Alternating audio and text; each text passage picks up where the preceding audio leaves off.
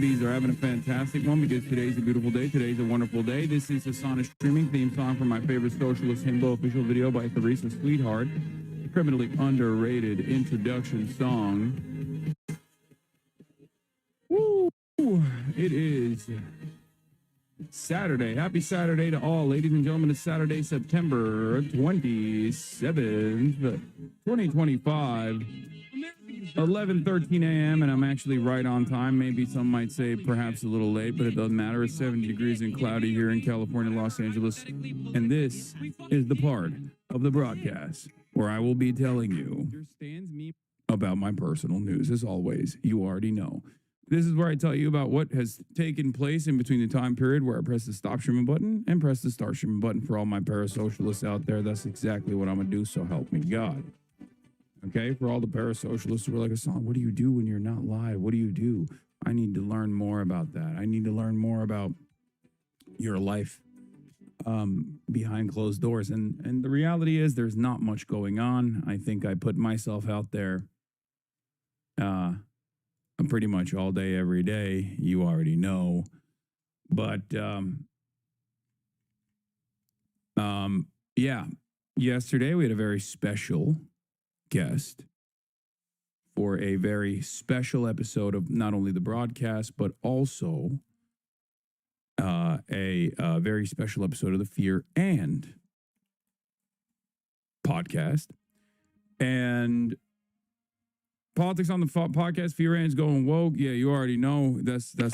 Fear and is going woke. Oh yeah, they're making Kaya metal edits. I know. I saw this last night. All right. I fixed the Colombia title. Okay, I fixed it. Beast mode, my goat Petro. We'll talk about him today. Don't worry. He's the king, my short king. So where was I? Oh yeah. What is this? Traditional Kekor collar for a Tibetan Mastiff? I already have this. I think my mom bought this exact same thing. I have this. She hates it. It's too hot. But thank you. Anyway, yeah, we're going to talk about obviously war-ravaged Portland and how it's unacceptable. It's gone too far.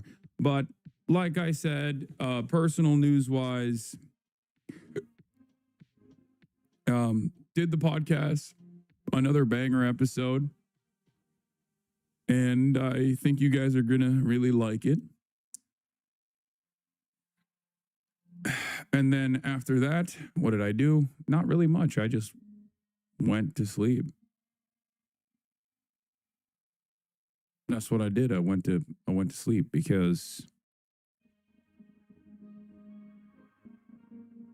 I don't really have a lot of time to do anything because I've been trying to do 8 to 9 hours of bedtime, sleep time. So went to bed, woke up early. Went to bed, woke up early, and I worked out as always. You already know what it is, and haven't really done much since. I'm just like mostly on social media. That's all I do. I just stay on social media and I lift heavy weights. This is my life. It's an endless cycle of doing that. Here it is. A little bit of morning deadlift action. Have I watched one battle after another? No, I was supposed to last night, but Will, unfortunately, I presented it in the group chat, and I said, Will, do you want to go watch Peak Thomas Anderson? And he said that he would love to. Normally, we go and watch movies together, but unfortunately, he has to do the rush drop, and he hasn't had enough time to do the rush drop, so I haven't been able to do it. Did you just say, what the fuck, Nazi music? I don't care, dude. Just start yapping about the politics already. What the fuck, Nazi music? Ciao Bella? This is literally an international anti-Nazi song.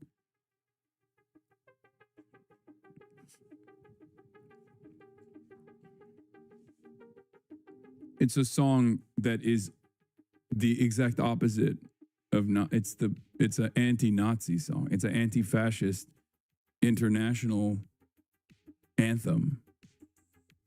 Anyway.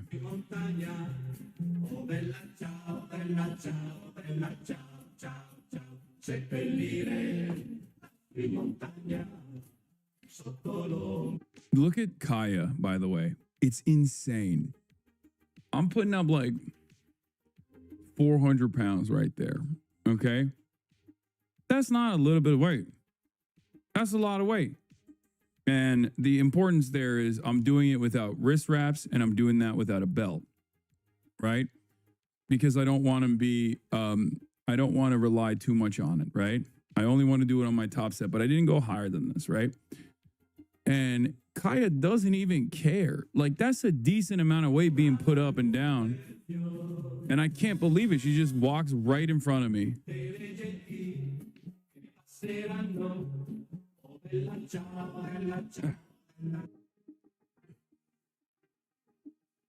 This is a dog that does not care, okay? This is quite literally, women don't care about the heavy weights, man. I just don't understand. I just don't understand how she is so, like, not being impressed by the weight is one thing, but like not even caring about your own personal safety and security is an entirely separate thing. And it's so funny that she just does not even understand. She's so used to being around the gym since she was a bebe, that she quite literally will just like walk under 400 pounds, which is not good. That's not a good thing at all. That's like actually, she should be a little bit more concerned for her own safety. Because if I accidentally like dropped it or something, it's over. It would break her arm, or it would destroy whatever it touched. She'd be like, hurt me, dog. I'll be suing your rich streamer ass.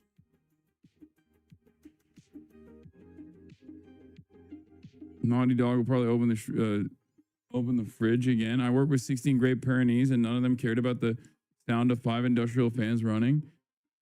Yeah, well, that's the thing. She just, she's so used to it because she grew up with it, you know? She was just born into that environment. She grew up with it.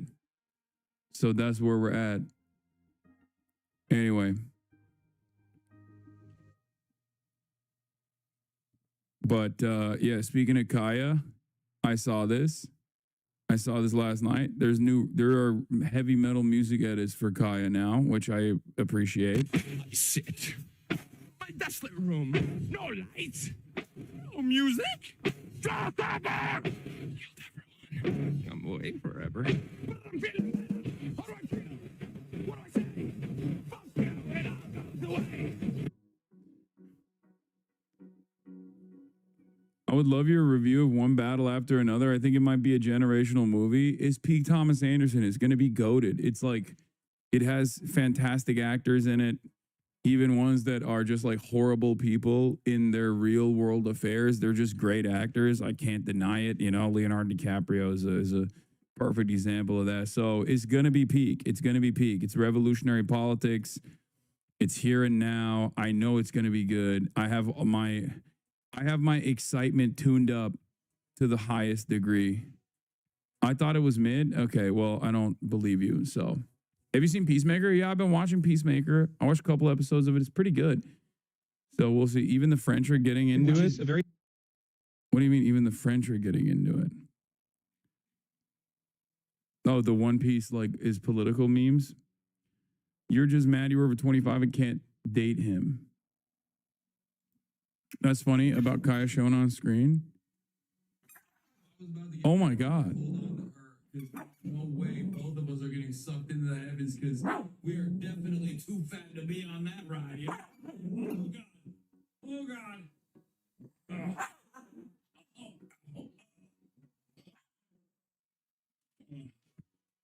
So your dogs know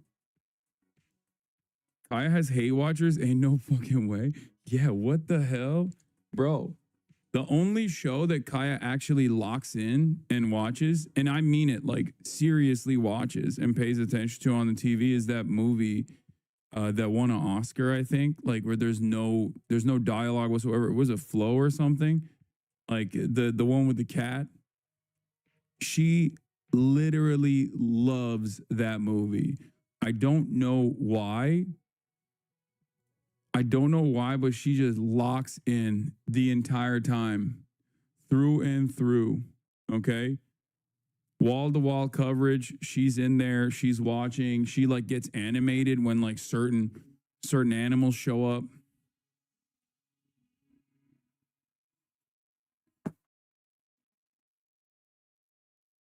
I have one dog that reacts to stuff on TV and one that doesn't give a fuck. My cat watches the Majority Report. He loves Uncle Sam. You don't know why, Hassan? You fucking serious, Lamau? Wait, what? What do you mean? I don't know why. Yes. Dogs do not recognize things on screens in the same way that humans do. I thought that was well established. Like, they can, but they don't like, that's not normal. Like, dogs recognize human beings in the real world, and they recognize animals and stuff, but they don't like on a TV. Like, have you ever FaceTimed your dog? Some dogs actually respond to it. Some dogs don't. Kaya doesn't respond. Kaya does not respond to FaceTime. Like, I have tried desperately to get her to pay attention to me on FaceTime. She just does not care. She doesn't understand it. Like, only if I do like a really crazy piercing voice does she go, but she fully doesn't get where it's coming from. And it's mostly because, like, I think they use the scent of smell to make up the entire story. They use scent to, like, understand things. Obviously, sight is important as well, but scent is significantly more important in terms of their perception. And you can't scent out an iPad, you know?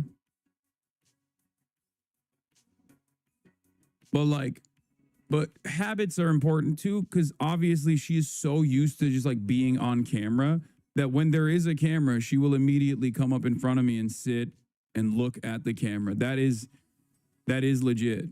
Like, she knows when there are cameras around, when there are like strangers around us with cameras, she knows that she has to sit in front of me when I call her and then pose. She's a diva. Scent gives you presence. You cannot transmit presence. Exactly. So she is a model. She's a model. She's a queen. Dogs use scent to the same thing.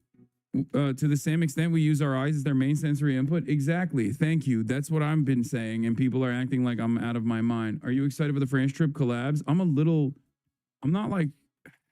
nervous about it because like I'm going to be there for a long ass time, man. But yeah, I've been hitting up people. Hopefully we can have Jean-Luc the Goat Mélenchon on again. Have you ever thought that maybe she doesn't want to talk to you? Have you ever thought that means no? Discussing respect your daughter's personal space. First of all, what's really funny about personal space with Kaya is that she does not respect my personal space, nor does she respect the personal space of any human. She literally thinks she is a baby, a lap dog. And it's mostly my fault because I've treated her as a lap dog. So she'll just walk up, hop on the couch, and then boom, plop on top of my lap.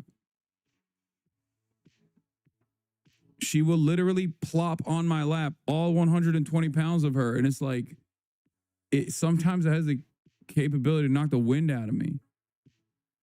Sometimes when I'm wrestling with her, and I wrestle with her quite a bit, I worry that she's going to accidentally like smack me in the head and I'm going to be concussed.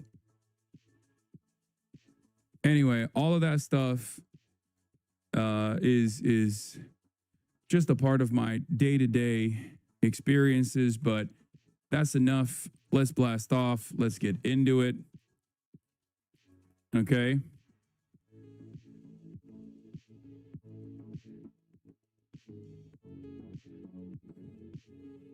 Playlist for later. Are you going to watch the Squeezy's trailer for GP Explorer? Yeah. I think a lot of people don't realize what I'm doing in France. I'm going to be going to France for the next week. And next weekend, specifically, when I'm in France, I'm going to be the American broadcaster alongside Pokimane for Squeezy's a whole production. And it's going to be this major international event, and I'm very excited about it. And it's kind of funny that I haven't really talked about it at all. But yeah, next Sunday, it's going to be crazy. It's going to be crazy. It's going to be wild. I should probably promote it thoroughly. What is Squeezy? Squeezy is like the Mr. Beast / PewDiePie of France.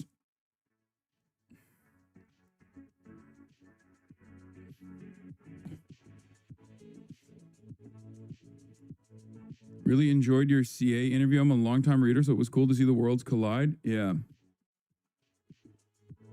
He's like, imagine if PewDiePie was like left wing, or Mr. Beast was like left wing.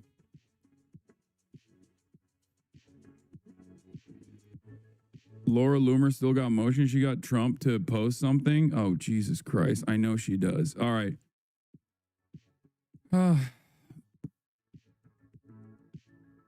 What are you drinking at 40? Yeah, I'm getting hammered, dude. No, it's coffee, or it's organic cold brew concentrate that I dilute with water. Groundwork. In any case, can you do a chat vice today, bro? Probably not, but we'll figure it out. All right, anyway. Colombia president goes beast mode, gets visa revoked. Trump to send troops to Portland. BLM FBI fired.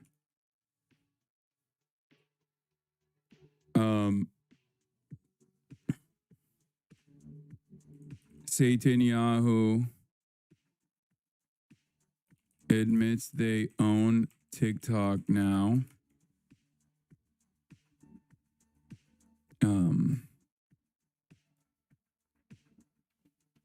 Anyway, what else? What else? There's a bunch of stuff going on. Portland, Oregon or Portland, Maine? No, Portland, Oregon. I think, right? Why would it be Portland, Maine?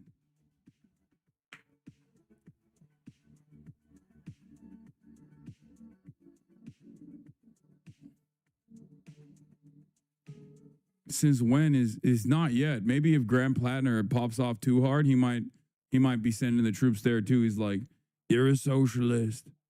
You're a socialist. And therefore, we're sending the military. You look very good for being 40. What's your workout schedule? Okay, I'm 34. Calm down. Okay, I'm not 40. I'm 34. You fucking asshole. Jesus, I just rolled. One day you will be old too, okay? You son of a bitch. You're going to be old one day too. Just you wait. Just you freaking wait.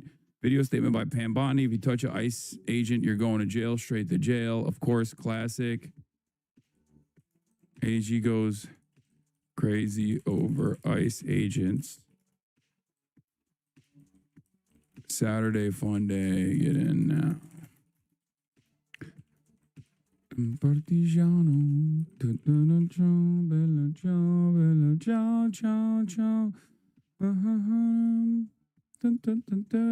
Turkey's in a pain to protect the flotilla. Erdogan probably watched your stream yesterday. Yeah, he listens to me, dude. I got motion. I got motion in Turkey. I got big motion in Turkey. He's just trying to be like me, little bro. Yo, who made the pants, big dog? Carhartt WIP collection. Do we have a blast off meme? What is this? Tactical Metal Gear sleepover? Yeah, eventually. Not yet. Are we locked in on China or delayed again? Yeah, we're locked in on China.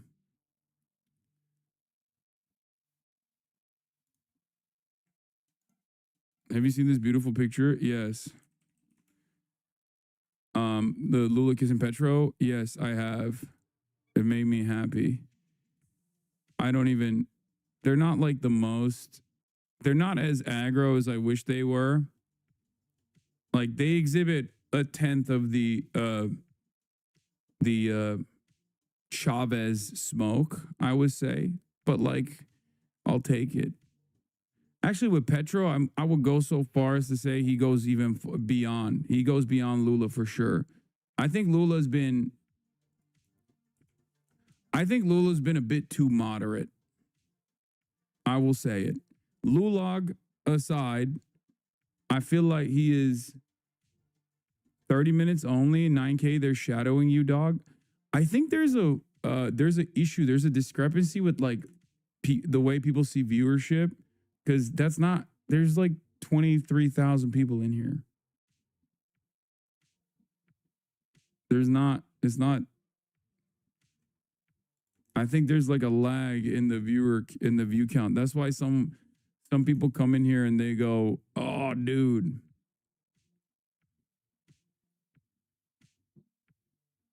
I see 15K. Oh, maybe it's a mobile thing. Because, like, look at the screen. It's right here. I have the viewership right here. It never changes on mobile. Mobile keeps it at the view count when you first click it. Ah. Wait, that's why my fucking haters come in here and they go, lol, you fell off. You got like 6K viewers. It turns out they've been tuning in from the first moment that I go live, when like my first view count is like 6K, and they just wait. They wait and wait and wait, and they'll be like an hour in or 2 hours in, and they'll be like, damn, bro, you freaking fell off, dude. You suck. And it's like, damn, dude, you've been in here this whole time?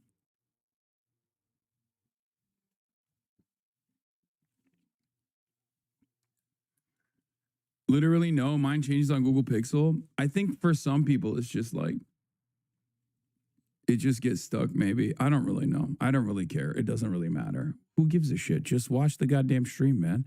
Can you not enjoy it if you don't feel like an entire arena full of people are watching? Like, do you just go, honestly, I was going to get my news from this guy, but if he's not cracking 30K minimum, if he's not got like 40,000 people in here, what's the point? You know what I mean? What's the freaking point, fam? This sucks.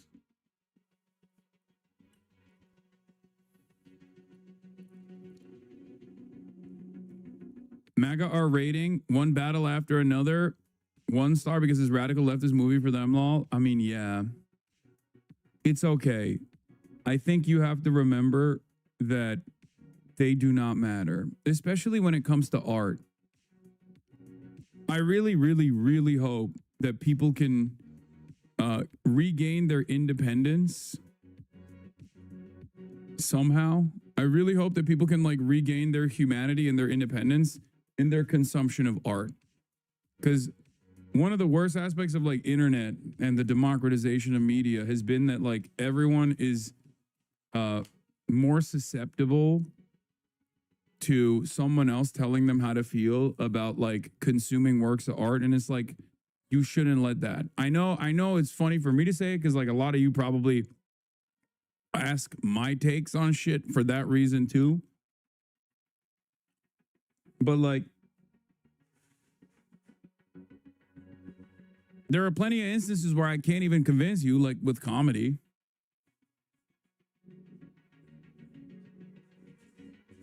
There are a shit ton of people out there that refuse to reckon with the notion, or rather the reality, that comedy is not an expression of bourgeois decadence or counter-revolutionary tendencies. You know? Some people just can't comprehend that. They can't contend with that reality. They just go, nah, no, laughter. Not the best medicine. Actually, as a matter of fact, medicine itself is bourgeois. No Valorante gift subs? Yeah, Valorant is still going crazy over the gift subs. Anyway, I'm not going to watch the entire Petro speech, but he's been going boss mode and beast mode, if we're keeping it $150 here. We're keeping it real. He is my goat, my small king, okay? My short king. And he went maybe a little too beast mode, as a matter of fact. So much so that he got his visa revoked by the Department of Homeland Security, which is interesting. I mean, he's here for the United Nations. Like, I don't think you can do the United Nations if you're just going to be like, hey, sorry, the things that you're saying as a world leader at the UN, we don't actually appreciate. so we're just going to kick you out. Like, that's kind of wild. That's a wild thing to do. And it's also additionally wild because they won't exercise power on Benjamin Netanyahu. America is supposed to be the leader of the free world, right? And there are these institutions that we have designed, that we've played a formative role in the design of, and the enforcement mechanisms that we control, that we just refuse to actually abide by, specifically when it comes to Israel, right? And it's been a rather interesting thing to watch. Anyway, here is my GOAT, Colombia president, just going nutty mode. Let's take a look. Se responde hablando, se responde saliendo a la calle y cada vez más, y se responde con armas. We have to answer in the streets. We have to answer with the words. And we have the... Los neonazis genocidas deben ser juzgados hoy. I don't know what that means, but answer with the weapons. Sounds good to me. Y por tanto hay que configurar un ejército más poderoso que el de los Estados Unidos y Israel juntos. That's why we need to create an army bigger than the army of Israel plus the army of USA. No tengo nada contra el pueblo judío ni contra el pueblo de Israel. Varios son amigos míos. I don't have anything against the Jew people or against the Israeli people. Some of them are my friends. Pero igual nos entrenamos muy jóvenes con combatientes de la Organización Liberal Palestina en los desiertos de Libia y sabemos de su lucha desde hace mucho tiempo, cuando existía el movimiento 19 de abril, que fue solidario con Palestina, con el Congreso Nacional Africano, con el Frente Polisario siempre. We received a training with the Palestinian Liberation Organization years ago. We were part of the M19, a guerrilla movement in Colombia. We were solidarity with the Polisario Front and another struggles. Y por eso hice la siguiente propuesta. Por Asamblea General de los Pueblos en las Naciones Unidas, vamos a presentar una resolución que diga que se ordena a las Naciones Unidas la configuración de un ejército de la salvación del mundo que tiene como primera tarea liberar a Palestina. Oh, come on. We skipped the last part. Anyway, he said, we need to create an army. One of the high notes in this is, and yes, Roger Waters was there in the corner as well, right behind him. My goats. We need to create an army bigger than Israel's, and we have to respond with a war, he said. And I think that's beast mode, okay? That's beast mode. Listen, some people are out there unafraid to raise the temperature a little bit on this issue, and it's good because it will, as I've said, make the liberal side that is reluctant to even talk about these sorts of things a little bit more like this kind of stuff, this kind of language, while many people will say is crazy, right? It's radical, but it's good because it urges people to, it gets people to recognize the urgency. That's number one. It expands the permission structure, number two. And last but not least, it makes the quiet people actually come out and at the very least say something. You know, for those who are on the streets that are talking about Israel, that simply stay at this is Benjamin Netanyahu's war, they now have to push further to the left and say, this isn't just Benjamin Netanyahu's war, this is Israel's war. For those who recognize that the Israeli society broadly is perfectly on board with this kind of sentiment, they now have to reckon with the reality that perhaps this is a matter of Zionism being a fascist ideology. And for those who recognize that Zionism is a fascist ideology, well, for them, This gives them the courage to take direct action. So usually that's how it works. It ranges from people like myself all the way down to like hanger-ons who are maybe even worried about their careers, like Jennifer Lawrence. This doesn't mean that there is going to be actual military intervention in Israel. Obviously, it's a nuclear armed state. That's not happening anytime soon, right? But when you have more people demanding things like this, it causes America to also recalculate. Recalculate is its allegiances, especially when the middle moves to the left because of the courage that they receive. There is never a moment where someone sees someone so radical, right, and goes, okay, these guys are too crazy for me. I'm out. I'm actually pro-Israel now. It doesn't work that way. That's what a lot of people think because they're already pro-Israel. They're just too ashamed of admitting it. Okay?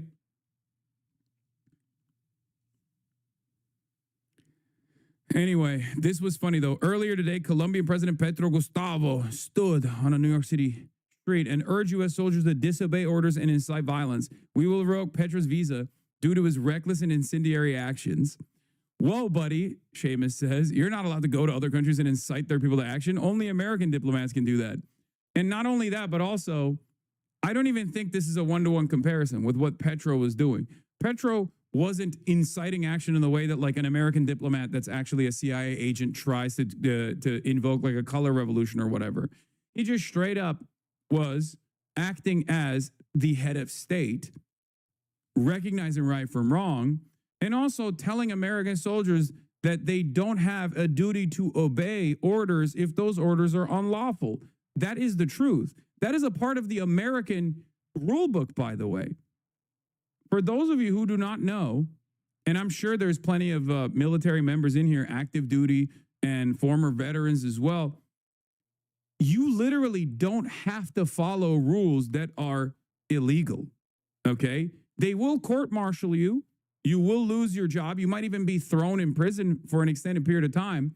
But once the legal process goes through, you will be found totally innocent. Like if your commanding officer issues an unlawful order, you have no obligation to follow through on it. Like, for example, if tomorrow, former veterans, yeah, you know what I mean, former active duty veterans, okay, shut up. If tomorrow, let's say Pete Kegstand calls all the generals over and he gives them this like incredible speech and he tells them, you don't have to do this thing, you go to jail. Wait, what? No. I'm saying in the worst instance, like you get court-martialed, you might even be jailed for a brief period of time, but it's still better than participating in a genocide, for example. And many people have done that. Also, anyway, Pete Kegstand brings all the generals over, let's say, and he's like, we're going to do the Crusades. Look at my tattoo. Isn't it cool? We're warrior culture, you know? And then he's like, we're going to war for Israel. If your commanding officers also lead you to do that, and you say, nah, I'm not doing that. I'm not following this order, especially by the numbers. If you did like an officer's mutiny or something, like, yes, initially you will be, in the interim, you might get criminal punishments within the military courts, but it's far better for you to disobey in advance than to participate in a fucking genocide. It's morally right, and history will absolve you. History will vindicate you. 100%. Yeah, and also there is at least some semblance of fairness in the legal structure that exists. Otherwise, it wouldn't be in the fucking rules, you know? Yeah. Military oath is to obey all lawful orders. Disobedience of illegal orders are a part of that oath. Okay? You are under no obligation to obey an unlawful order. Remember that. 100%. Military personnel, and I will repeat this over and over again. Military personnel are not required to follow illegal orders. Okay? The United States boldly broke with the ancient military custom of swearing loyalty to a leader. Article 6 required that American officers thereafter swear loyalty to our basic law, the Constitution. While many other nations have suffered military coups, the United States never has. Our American Code of Military Obedience requires that should orders in the law ever conflict, our officers must obey the law. Many other nations have adopted our principle of loyalty to the basic law. What makes an order illegal? I don't know. Go kill these like children prisoners of war. That is an unlawful order. You are under no obligation to follow said order. That's it. That's a huge thing in the US military, by the way. I mean, you'll still get punished for it in the interim, but it won't be permanent. Just something to remember for many of you. And before people say easier said than done, dog, you're already in the fucking military. What do you mean? Your life is already dog shit. Okay, you get thrown in the fucking brig for like a couple weeks maximum, okay? Unless they execute you, no, that's not how this works. The fuck? Oh no, dude. Like, yeah, there is a due process as it stands, okay? I'm saying worst case scenario, it's still better than mutilating children.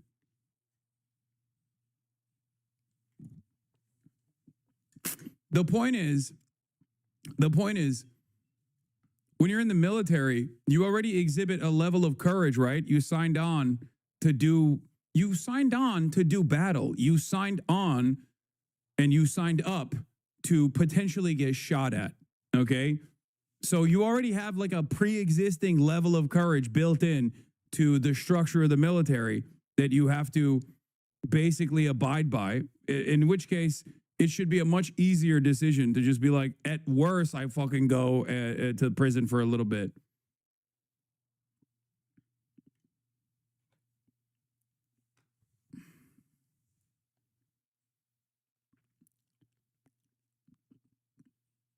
What you saying? The U.S. military won't execute disobedient people? Just don't go to the fucking military, Unc? Dog, that's my first position, first and foremost. I'm just simply speaking to the people that are already in. I feel like that's pretty clear, don't you think? This has never been and never will be one of those leftist communities that says automatically, if you're active duty, if you're in the military, fuck you. This is a troop exploder stream, that type of shit. Like, I don't do that. I've never done that, and I will never do that. I think it's probably outside of like automatically shitting on religion. I would say that's the second dumbest way to organize. Okay? There's two things that I think leftist groups do with regular frequency that is not only incredibly off-putting, but is also really bad for bringing larger numbers to a cause. And it is, one, like, I shit on the actions of the military. Of course, I'm an anti-imperialist. But having said that, I don't immediately assume that just because someone's a veteran, they're a dog shit, war criminal, monster, whatever. And I think leftists should not do that either. Especially because, dude, you have to, no matter what happens, you have to understand, especially if you are already in the United States of America, like, our starting position is endlessly hypocritical, endlessly fortunate, as opposed to someone in the fucking global South.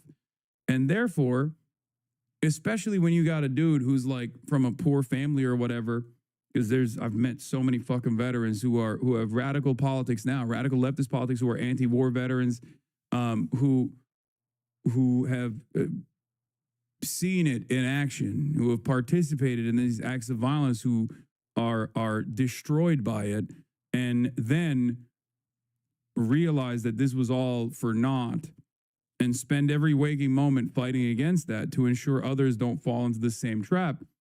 But our starting position is already so fortunate that, like, it's a little bit hypocritical for us to automatically go, well, I didn't have to go. You know, I didn't ever feel the need, or I didn't actually get duped or something. So I'm better than you. I'm morally better than you.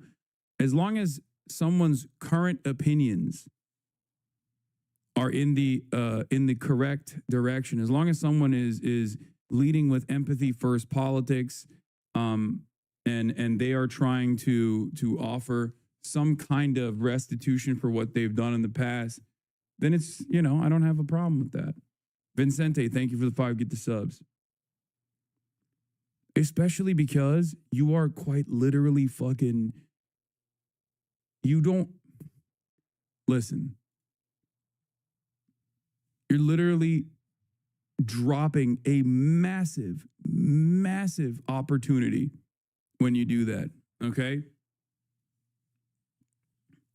Like, other veterans in this community will probably agree with this, but like, think about it. A bunch of dumb fuck dickheads from like Iowa that have never thought about anything, that have never had any sort of organizational structure in their lives, all of a sudden are due to the poverty draft or due to one reason or another, finding themselves in this like massive fucking jobs program. And in the aftermath of like all of the like the basic training and the actions that they engage in, especially if they go on tour, if they're active duty, they come back and they're like, this shit sucks. That's an opportunity ripe for radicalization in the appropriate direction, as opposed to just being like, you're a war criminal, fuck you. You know? In any case, it doesn't matter. Many of the people are just on the logistics sides anyway. It's just like a fucking massive jobs program. I wish that it was a jobs program that focused on building bridges and shit instead of just, you know, murdering children. But regardless, when a lot of people are in this system, it opens their eyes up to said reality. What motivated? Here, yeah, this is the type of shit I'm talking about. I just don't think it's like a smart strategic decision to automatically oppose people. But that's just not who I am anyway. Like when I see someone from Israel, I don't immediately assume that they're going to be like super invested, hyper Zionist. I just don't. Until people show you who they are, don't make any assumptions. That's the appropriate thing to do. You to enlist? Poverty. I joined the Army because of poverty. You know, the number one recruitment tool of the United States military is to go to... Have you not seen the polls? I have. It still doesn't matter. It still doesn't matter. I never will, and I will never do that. It doesn't matter. I have seen it. Overwhelming majority of Jewish Israelis fucking love what Israel's doing, okay, in Gaza. And still, I'm not going to automatically start with that. Okay? I'm not going to automatically start with that assumption. Obviously, you can very quickly fucking figure it out. Yeah, remember what Norm said about his parents? Not the same, of course, but about Germans? Yeah, I know. Except even in that conversation, Norm Finkelstein understands that like it's kind of fucked up that his parents feel that way. It's more so an understanding of what they've gone through. You do realize that, right? Because in that story that he describes, he's talking about a German friend of his that he is bringing home to his parents. Like, the point is, it's still not the best idea to automatically assume that that someone that you're talking to, even from an in-group that's like overwhelmingly in favor of this like incredibly fucked up thing, you shouldn't have your starting position be this assumption. And there are obviously going to be instances where that leads to that unwinds and leads to failure down the line. I mean, come on, you know that. I'm just giving you my perspective. You can tell me that you can sit here and explain to me how combative you are to every single person, but I think it's important not to be that way, especially because it's good to always operate under the assumption that you can change people's minds by communicating with them, by getting them to understand your worldview. And that's how you bring more reliable allies on your side. Highly impoverished areas and offer things that America doesn't offer you, like healthcare, housing, income, stability. We offer our soldiers socialism to go abroad and defend capitalism. And I was too poor to say no. I was in the Army from 2001 to 2014, served in Iraq and Afghanistan, both theaters. I got out of the military 7 years short of a 20-year career, and that doesn't happen that much. And the reason I did is because the longer I was in the military and the more I saw what America did abroad and what we were really, our true motivations were, it made me realize that America was not on the right path. And, you know, I would talk to Iraqis and say, hey, why do you hate America so much? And they would say, you know, you invaded our country, you blew our neighborhoods up. Started realizing, shit, maybe we're the bad guys. So, you know, coming back home. Like, the easiest thing to say to this guy is to basically be like, huh, wow, well, I didn't have to join the military to see that. Fuck you, right? I think, I mean this sincerely. I think it's because I'm fucking Turkish and not from, like, I didn't grow up in America that I don't have such a hardline stance on people like this. I don't know. Like, people in America will oftentimes be like, well, tell that to a guy who was victim to this kind of violence. Like, tell that to a Iraqi person. But I feel like people over there are way more chill about, like, even veterans that have done horrible shit that, like, understand that it was fucked up and are actually actively working against it. You know what I mean? It's more so like the more like aggro stance often comes from like Americans that want to feel a sense of like moral superiority. It's at the heart of like purity politics in some ways. It masquerades as like an act of self-defense and solidarity, but dude, I can't believe it. Someone came in and did this shit. That's so funny. Remember we were talking about this earlier? Like, some dude tuned in on mobile, and at that time I had 6K viewers when he first tuned in. So like almost an hour ago. He tuned in almost an hour ago. Waited for like, holy shit, I'm kidding, Lamau. Oh, okay. All right. Well, some people do that unironically.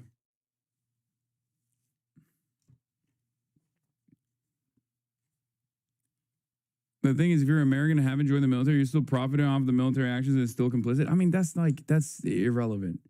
That's not even the point I'm making. The point I'm making is, yeah, people do fucked up shit. You have to focus on rehabilitation. You have to always, as your first principle, you have to believe that people have the capacity to change and learn from their actions and demonstrate the capacity to change. You have to give them the space to be able to do so.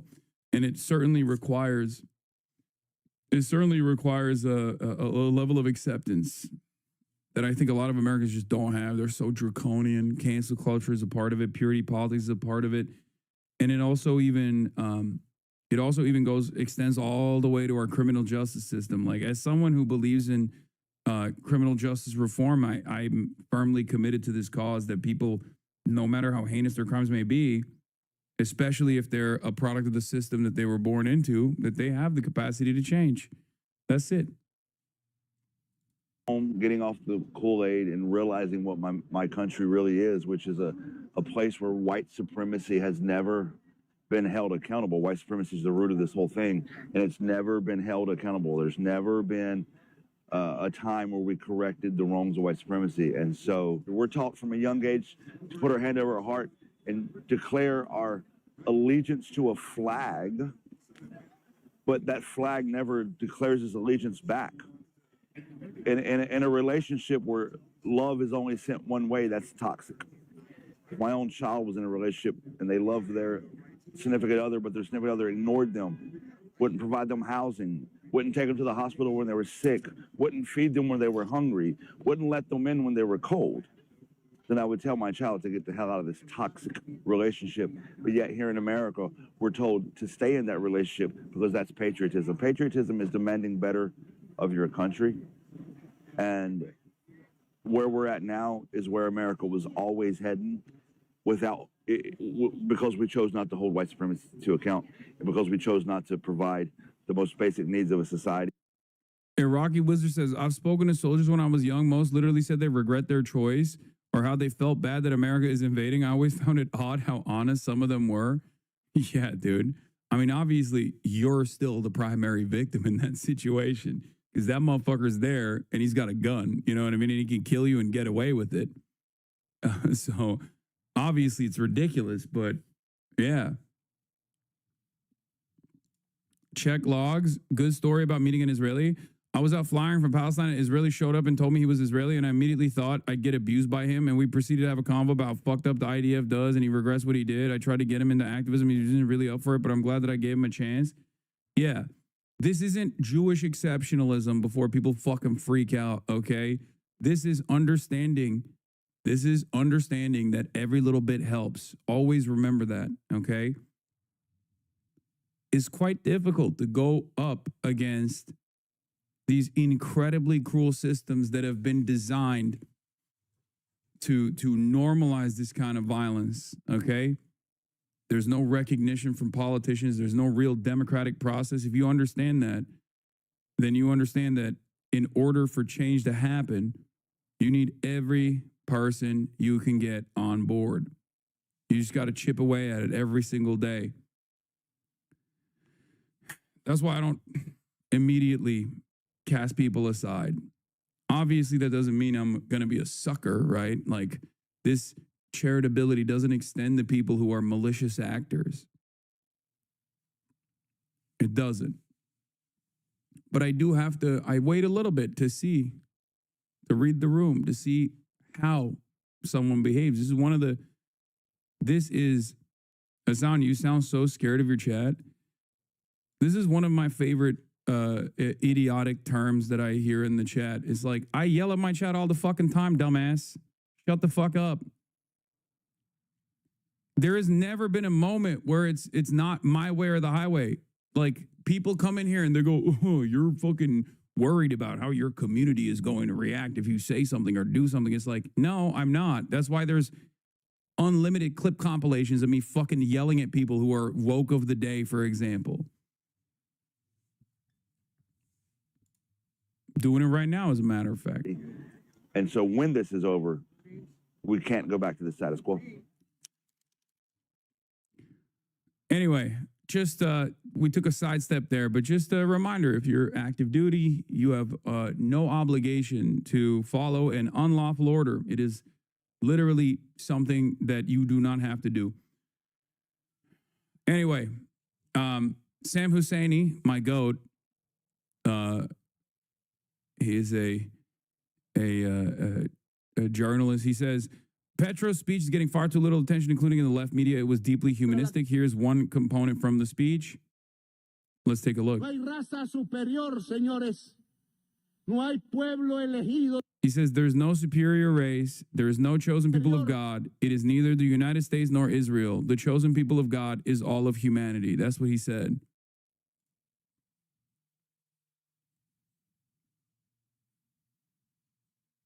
For every one soldier, there's like this. There's like four like this that brag about fucking kicking kids in Afghanistan.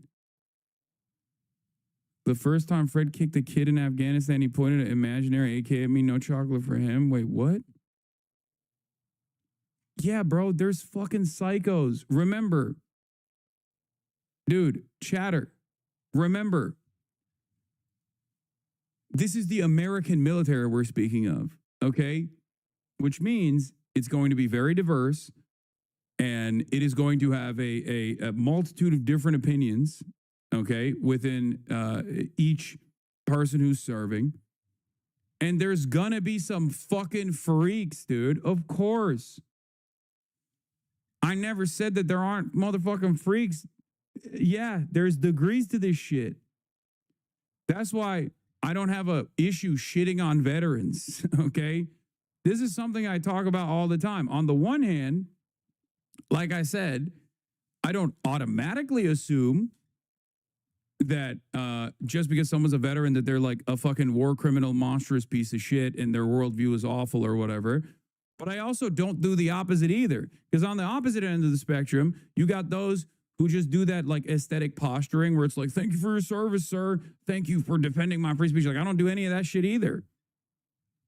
Okay? I don't do any of that shit either. You know this. I mean, there's one veteran with an eye patch that I talked big shit about, if you recall, in a very famous incident that got me in a lot of trouble at the time, okay?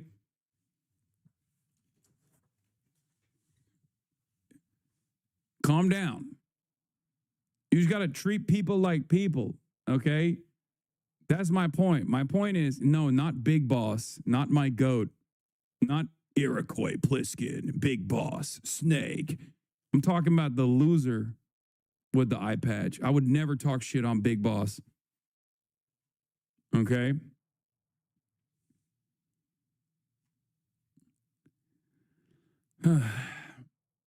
Hassan was a Trump supporting idiot, and I checked out your content out of pure curiosity, and now I'm the loudest Marxist-Leninist in my family. Thanks, King. Hell yeah.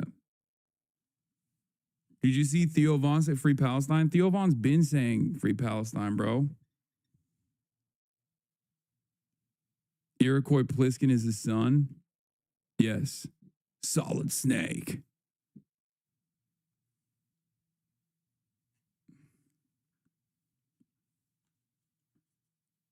I was born in Israel. I served in the army, and only a few months before 7/10, I started watching your stream. It was only thanks to you I changed my mind and became an anti-Zionist. See, there you go.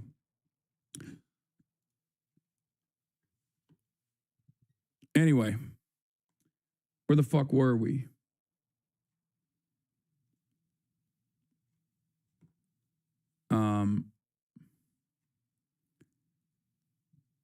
So yeah, we got Petro, my goat. We'll talk about Laura Loomer as well. But first and foremost, breaking news. This administration is so incredibly invested in relitigating old wounds. Okay? They are so unimaginably invested in relitigating old liberal wounds, old grievances that they have from the first administration, that they're just having this like incredibly broad loyalty pledge that ends up attacking a shit ton of liberals. Okay? Which I will recognize, I will admit, and I don't really know if I should even be saying this out loud.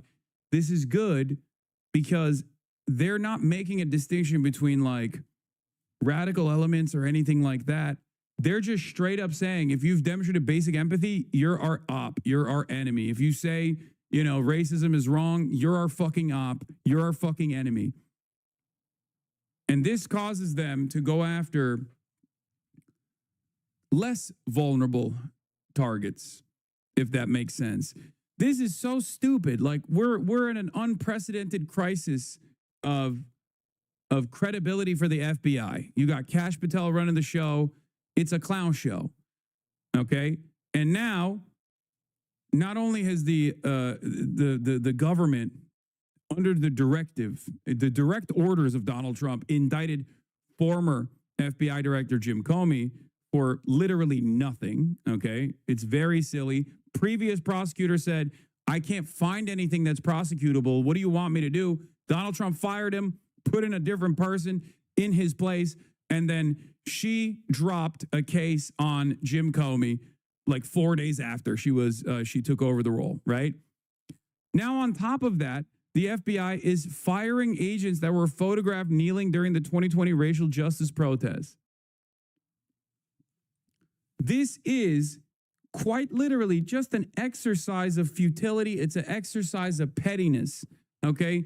This is what you do when you're like, I will never forgive and never forget how they made me feel in 2020. Okay? It's so funny that is where these guys are at. So, number one, they did this shit. The FBI's fired agents photographed kneeling during the 2020 racial justice protests. And number two, they're going after Portland, Oregon. Now, the reason why I think this is funny, and the reason why I'm saying this has nothing to do with like current needs, right? Like they're not even trying to manufacture a crisis and then try to tackle that crisis militarily. They're just going after Portland because Portland has been an unhealed wound in the minds of national conservatives. They just constantly pointed to Portland. Portland's always on fire. Portland is out of control. Portland's going crazy. We got to do something about it. And Donald Trump did in 2020. He literally sent BORTAC units, the SWAT team, basically, for ICE, to go to the streets of Portland and black bag people. Okay, just like literally apprehend them in the streets in unmarked vans with military gear. They did that. Okay, but Portland right now, there's nothing going on. Like, yeah, there's protests, right? There's ongoing protests against ICE, but it's happening in every city. Like, there's nothing particularly unpleasant that's taking place in Portland currently that isn't taking place everywhere else, from Illinois to Los Angeles, in Chicago to Los Angeles, to many other parts of the country where there are ICE apprehensions taking place. The only reason why he just came out of nowhere and decided that Portland has to be tackled with the military is because they just don't like Portland. That's it. It's just Portland is like a symbol for what conservatives despise about their neighbors and their politics. Okay. Okay, also, doesn't this feel like a distraction, or am I tweaking?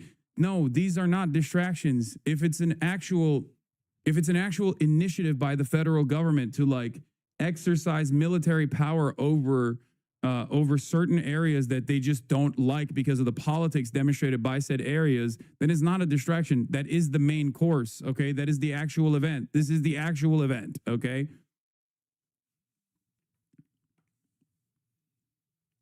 And here we are. We're obviously going to talk about the new NSPM 7 labels, common beliefs as terrorism indicators. It's just like anti-capitalism, anti-fascism, things of that nature. Basically, you know, whatever you hear at the Hasanabi broadcast is now considered a terrorism indicator. Wonderful. Anyway, let's take a look. Here to Live now from Fox. We do have some breaking news for you. We're learning here that President Trump is going to be sending troops to Portland, Oregon. Here's what we're learning. He said today he's going to send those troops there to handle, quote, domestic terrorists as he expands his deployments to more American cities. He made the announcement on social media, and we're going to share that post here with you right now. Let's read it. It says, at the request of Secretary of Homeland Security Kristi Noem, I am directing Secretary of War Pete Hegseth to provide all necessary troops to protect war-ravaged Portland and any of our ICE facilities under siege from attack by Antifa and other domestic terrorists. I'm also authorizing full force if necessary. Thank you for your attention to this matter. This just coming out on Truth Social moments ago. President Trump said the decision, as you just heard there, was necessary to protect U.S. immigration and customs enforcement facilities, which he described as under siege from attack. Now, since the assassination of Charlie Kirk, President Trump has escalated his efforts to confront what he calls the, quote, radical left, which he blames for the country's problems with political violence. Earlier in September, President Trump had described living in Portland as, quote, like living in hell, and said he was considering sending in federal troops, as he has recently threatened to do, to combat crime in other cities, including Chicago and Baltimore. He deployed the National Guard to Los Angeles over the summer and as part of his law enforcement takeover in the District of Columbia. In Tennessee, Memphis has been bracing for an influx of National Guard troops. And just yesterday, Republican Governor Bill Lee said they will be part of a surge of resources to fight crime in the city. So once again, we are learning more about this here, as this did just come into our newsroom. If there's any more developments, we're going to bring them to you here on Live Now from Fox. Portland is being invaded by the United States of America. There it is, folks. There you have it. Pentagon officials don't know what full force means. This full force language is not a term commonly used in the Pentagon.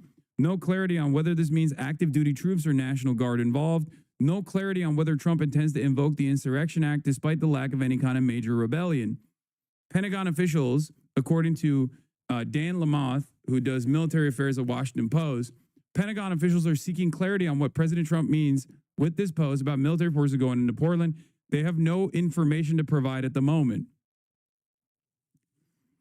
At the request of Secretary of Homeland Security Kristi Noem, I'm directing Secretary of War Pete Hegseth to provide all necessary troops to protect war-ravaged Portland and any of our ICE facilities under siege from attack by Antifa and other domestic terrorists. I'm also authorizing full force if necessary. Thank you for attention to this matter. The less popular that they get in the eyes of the population, the more aggressive they get. Okay? Like... People are like, hey, man, we don't like this. Can you fucking fix the grocery prices, please? The more people go, dude, what is this? What is going on? I don't like this. Please fix the housing crisis. The more they go, oh, do you want me to be more aggressive? That's what I'm hearing from you.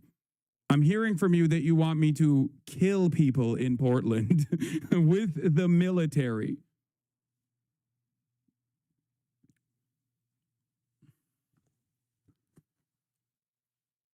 Oh, you want to kill American citizens with the American military as a domestic police force. Got it. That's what you want.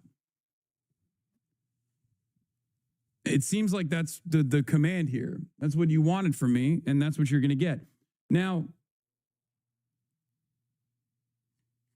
this is the reason why I was stressing the importance of not following an unlawful order if you are active duty. Just something to consider. Okay? It is literally in your oath. You pledge an oath to the Constitution.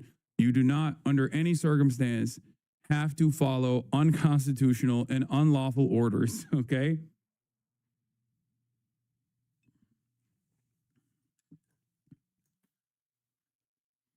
Brother, you must be the most vindicated man on this planet. Wallah.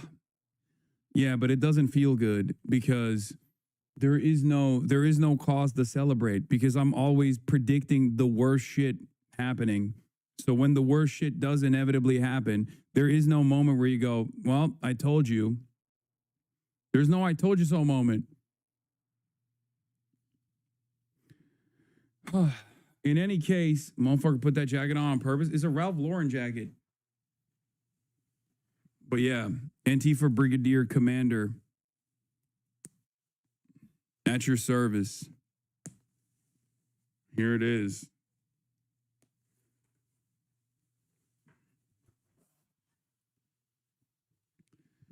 Anyway, I guess we can celebrate their incompetence overall. Once again, they are still trying, but this does actually make their efforts.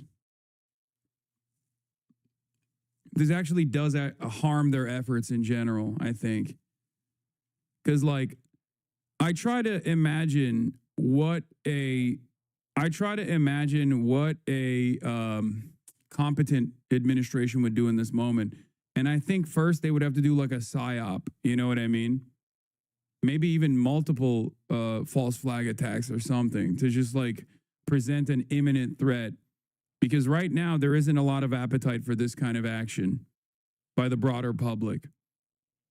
Of course, there's this kind of action. There's appetite for this kind of action from like really, really hardline conservative areas that have like imagined a universe where Portland is on fire and they need to be punished by death by the American military so we can like stamp out any sort of like liberalism and leftism that is an imminent threat.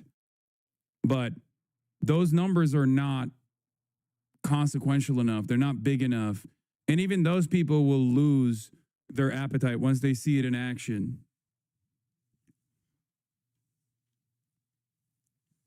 Here, my Antifa commander hat.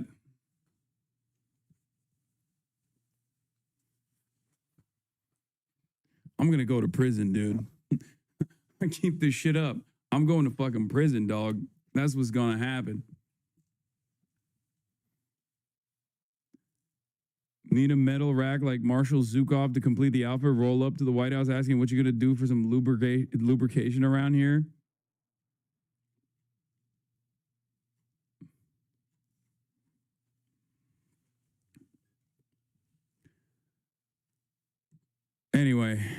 And we continue to follow our breaking news. Just a short time ago, President Trump announcing on Truth Social that he is sending troops to Portland, Oregon to protect ICE facilities. Now, Portland is just the latest Democratic-run city that the president has either sent or threatened to send troops to in his growing crackdown on immigration and on crime. CNN's Kevin Liptak joins us now from the White House. Kevin, tell us, what more have you been learning about these latest developments here? Yeah, and there's no question this is an escalation in the president's push to deploy the U.S. military on domestic soil. It follows this pattern. We saw it in Los Angeles. We saw it here in Washington, D.C. of the president choosing Democrat-led cities and states to make this push and really kind of pushing the boundaries of the use on domestic soil of the U.S. military. The president writing on Truth Social this morning that at the request of Secretary of Homeland Security Kristi Noem, I am directing Secretary of War Pete Hegseth to provide all necessary troops to protect war-ravaged Portland and any of our ICE facilities under siege from attack by Antifa and other domestic terrorists. I am also authorizing full force if necessary. Thank you for your attention to this matter. Now, there are a lot of unanswered questions here. One is the timeline, when exactly we would see these troops arrive into Oregon. We also don't know what types of troops the president is talking about here, whether it's National Guard, whether it's active duty military. And we don't know exactly what legal authorities the president will be relying on, because remember, under law, it sharply limits the use of U.S. troops for domestic law enforcement purposes. And this has really kind of prompted a legal debate after the president did this in other cities around the country. Now, Portland has seen a number of protests around an ICE facility that's about 2 miles south of the downtown. They have been mostly peaceful. For the record, this will turn into like the goal here is to develop so much resentment and foment so much discontent as a reaction to this ridiculous initiative that it does escalate. This is a provocation. Make no mistake, this is 100% clear-cut a fucking provocation.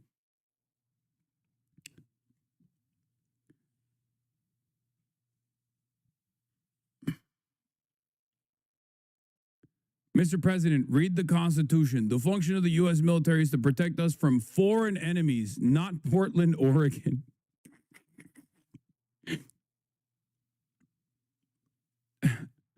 In this country, we have local and state police for law enforcement, not federal troops. Stop deploying the U.S. Army against Americans. I don't think Americans are going to like this. No matter how much smoke motherfuckers have for Portland, like with the exception of like maybe 20% of Trump's base, there are 100% people that were in the military in the past, people that are still in the military, people that have family members that are in the military that are going to look at this and be like, all right, dude, what the fuck are we doing? Dial it back. The only people that will get excited at this is going to be a marginal part of Trump's base. And he doesn't have support to lose right now. I think this chips away at his approval rating. I think this chips away at his approval rating pretty significantly. This is, again, an overreaction from an administration that is fearful. This is an overreaction from an administration that recognizes that they're kind of weak.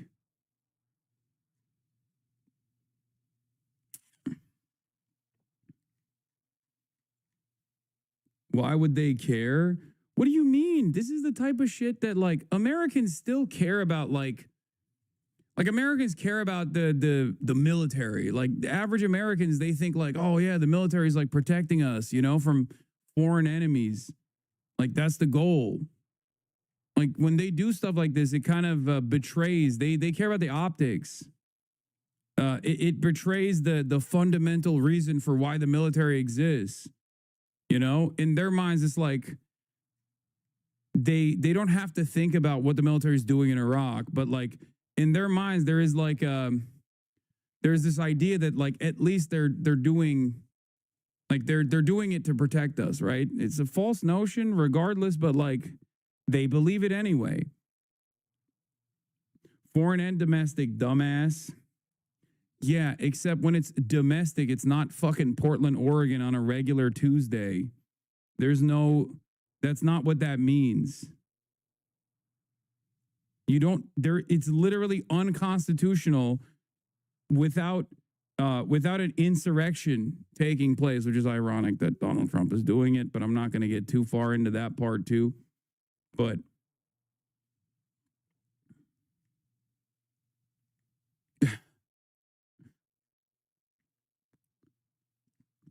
like it's ridiculous to be like, I've just decided I'm invading Portland with the military because I'm bored.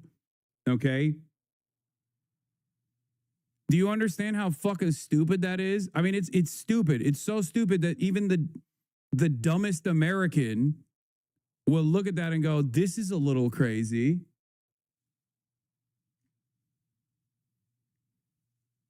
I can't see this. I can't see this going well for Donald Trump. I haven't been wrong so far. So we'll see. I think his disapproval dips even further after this. But there have been some violent clashes that have led to injuries for federal officers. It's led to arrests. They did it to LA and his base didn't care. You're wrong. You're wrong. It slowly but surely makes this a story. LA was the beginning. Then he did it to DC. Then he tried to do it to Chicago. There was a lot of pushback. So he's like, all right, we'll scale back from Chicago. Every single time he does this, there are more and more people that go, what the fuck are we doing?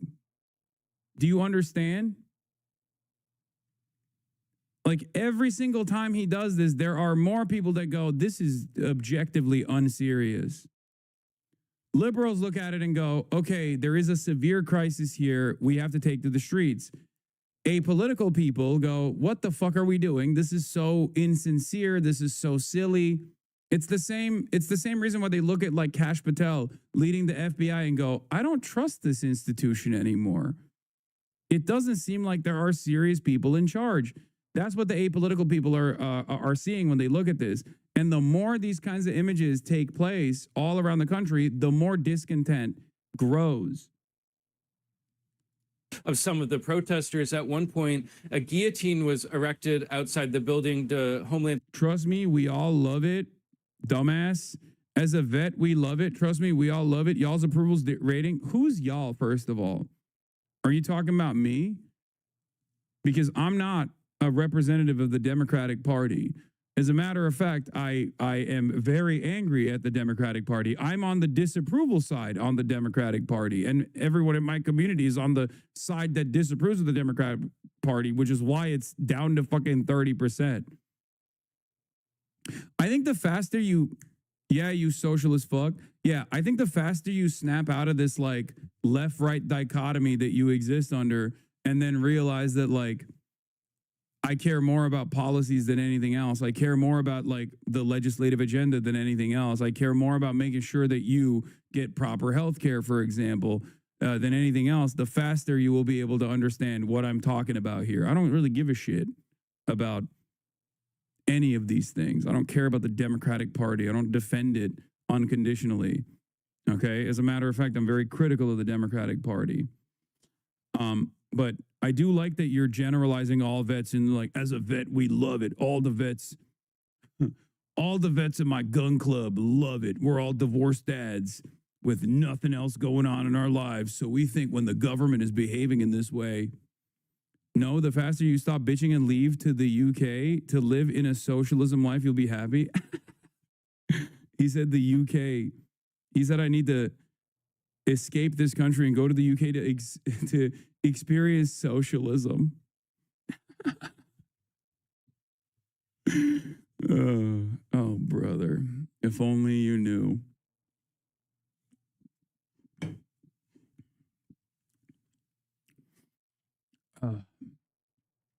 I do believe this guy's a vet, though, for sure, because he is so fucking stupid. Remember when I said not all vets are equal? Okay, not all vets are the same. And that I don't automatically shit on vets across the board, but I do when they explain to me that they're a dumb fuck. This is the dumb fuck that I was talking about. Fucking crayon eating moron. Yeah, you socialist fuck. I bet you'd love socialism in the United Kingdom. This is, by the way, this is the reason why when you go to basic training, one of the first things they teach you is how to fucking wash yourself, okay? How to brush your teeth. You might be like, what the fuck? That's what they teach? Yeah, dude, it's for this fucking clown ass. And he still didn't learn. Okay?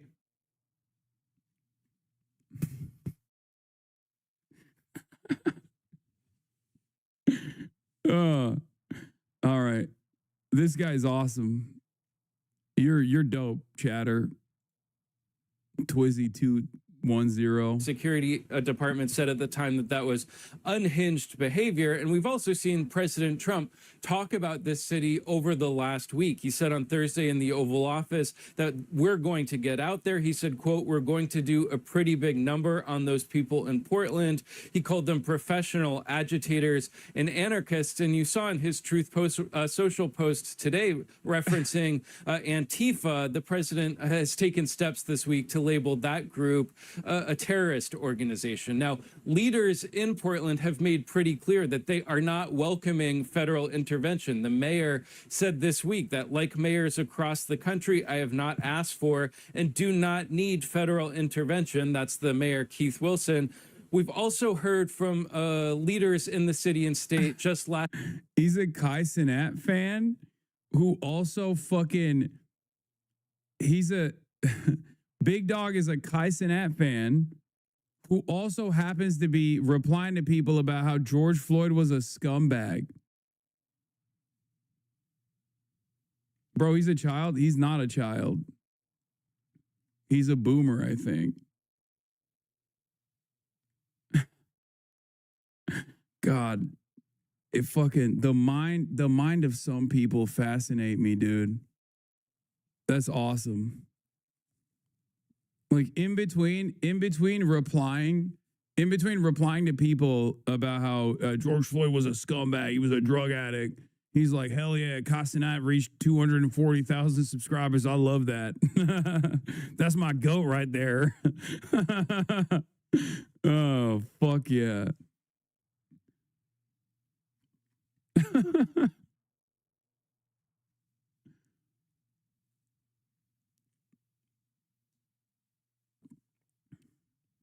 This is what I voted for. Hell yeah.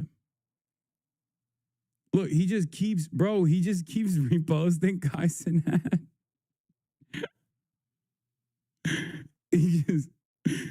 That's all his output is. That's probably why he's on Twitch. He's like, I love Kai Cenat and I love the Donald Trump administration killing my enemies, domestic and foreign.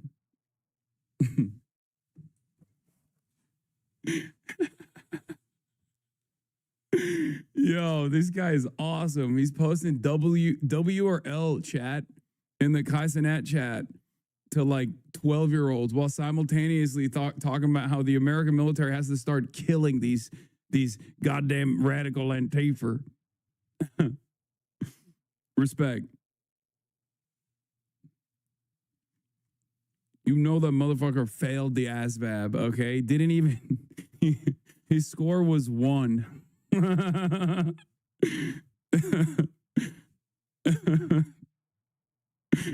Last night, as it seemed clear that this was happening, listen to some of what they said. I am sick and tired of watching the people in my community getting brutalized because they are immigrants or because they dare to speak up. I am sick and tired of it, and I'm tired of your lip service. Show up and do something. Well, I share their frustration. We're trying to use every power we have. Wait, you found his logs in Kai's chat? Obviously, we're in the minority. Badass little kid. Toda phone. Give Toda his phone. Coach races. Races coach. Got timed out. Feet. Toes. Dogs out. Feet out. Toes. You races. Nah, fuck that. Shit up, bitch. Kai races. Kai races. Races. Sure, you pussy. Kai races. On God. I would have beat your ass. You lucky it wasn't me.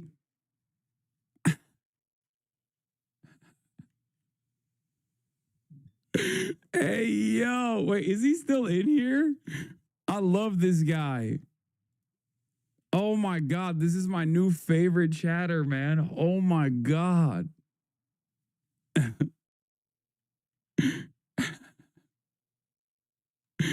Oh, hell yeah. That's a child, dude. Come on. No, I don't think that's a child.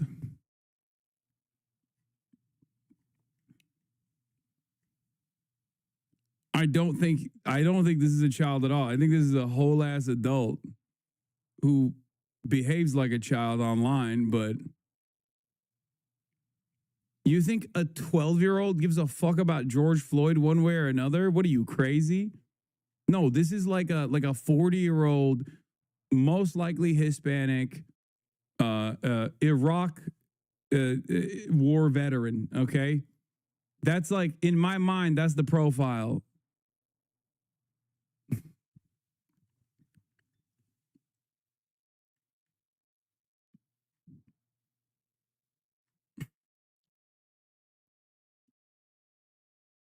Anyway, respect to this guy, though, for sure.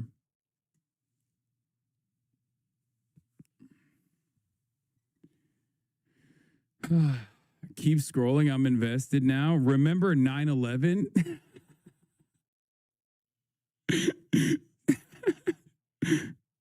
Charlie Kirk. Fuck Fortnite. Charlie. Long live Charlie Kirk.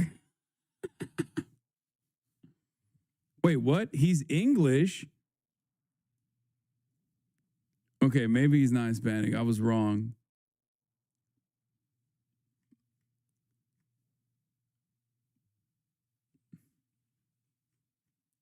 How does that? Wait, what?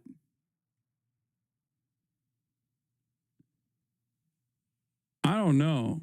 Why isn't he responding? Chatter.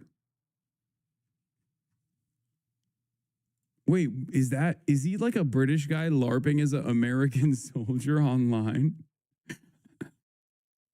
Oh my God. He's a 11-month subscriber too. He says Twizzy210 subscribed to tier 1. They've subscribed for 11 months. Apologize to his Hispanics. Well, I just thought from the fucking photo I saw.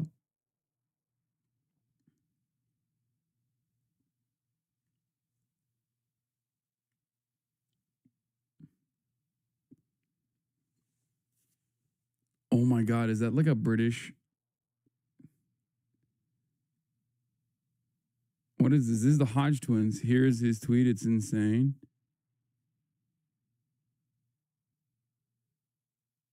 Where'd he go? Why isn't he responding?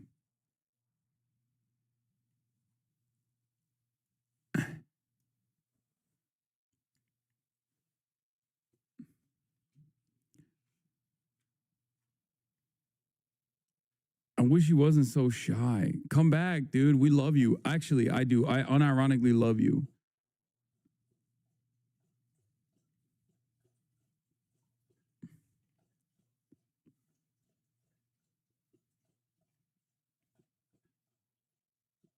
His Twitch bio says he's the Hispanic queso.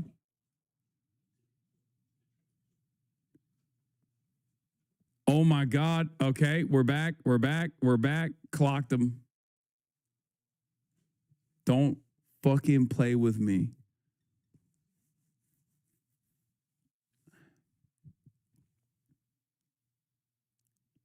Don't fucking play with me, dude.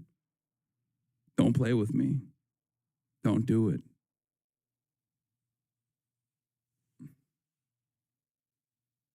I wish he was still in here. God damn it. He's a Hispanic Englishman? No, you can't be both. Is one of the biggest L's for the UK is like the significant lack of Hispanic people, Latino people as a whole. That's like, you immediately feel that in the air. When you land in the UK, that's like one of the first things you recognize, especially if you're like from Los Angeles. You feel it. You feel it in every fucking street corner. You feel it with the food. Straight up. is a big L.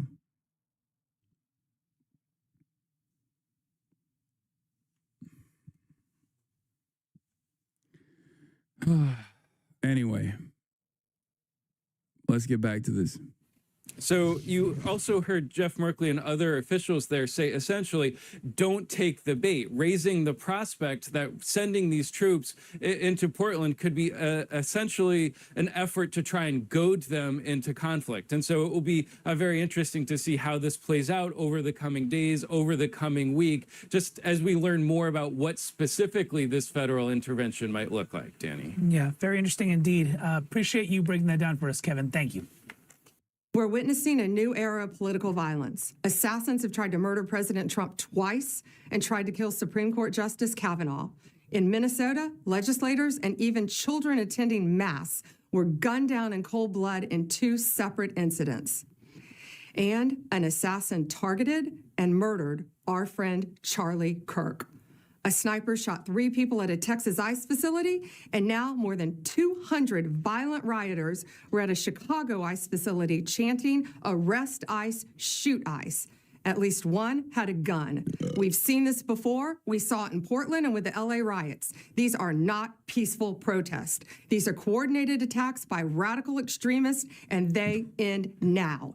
Anyone who threatens or assaults our federal officers will be arrested and charged federally, not in some liberal state court. Same goes for anyone who's funding and aiding these extremists.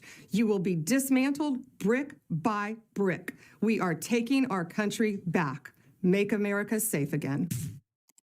Roughly 48 hours after a gunman opens fire on ICE's facility, he ironically shoots migrants, but yet we know he was attacking the ICE agents. That was a target. He wrote it in a note. He wrote anti-ICE on a bullet. And yet you had these protesters in the streets shouting, "Arrest ICE, shoot ICE." When in that actual shooting, Rachel, in Dallas, ICE agents went in and risked their lives to try and rescue and bring those detained illegal criminal aliens to some safety, risking their lives. They have been blasted as Gestapo, but you know what I call them, are heroes. Absolutely. To go into the line you can see the gunfire. The video inside. You know what I call them? Our heroes. Oh my God. Oh my God. Oh, yeah. Look at these dangerous protesters. They're deploying chemical weapons on our big, beautiful. Oh shit, that's actually the ICE guys. Never mind. That's right. That's not actually the fucking, that's nothing. That's not the protesters at all. That's actually the ICE agents that are doing that. Okay.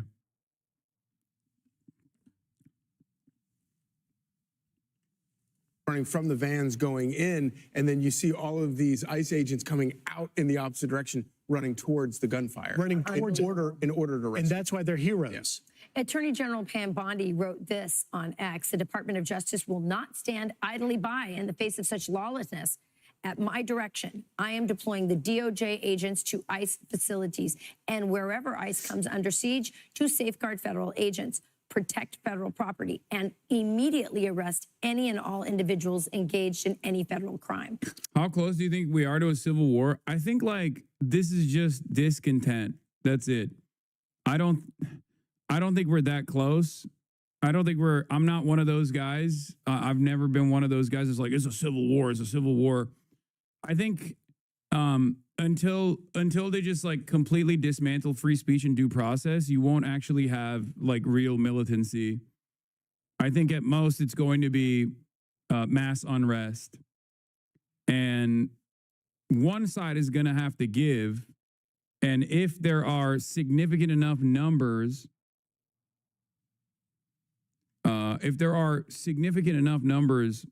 on the people who oppose these kinds of ridiculous actions from the government, then it will most likely cause the government to just like scale it back a little bit. Like inevitably fizzle out. And nobody's scared of you, bro. Dog, oh, he's back. First of all, Twizzy, I feel bad that you protected your Twitter account. I meant no harm. I'm not even joking when I say this, like not even a little bit, because it did feel like you ran away for a second because you felt like there were too many eyeballs. I will say I have met Steve Will Do It. I know you wanted to be a part of his LLC. I can put you in contact with him if you want. That's number one. Number two, hogs are always welcome here. Okay, we love. At least I do. I love a feet appreciator hog such as yourself. And last but not least, you know, a lot of your favorite content creators that you have on your profile, whether it be Keizo or whatever, like, you know, those are chill ass dudes. I don't know if they would like your worldview if they encountered it, because maybe you need to, you know, really reconsider your footprint, your profile, like what you put out there.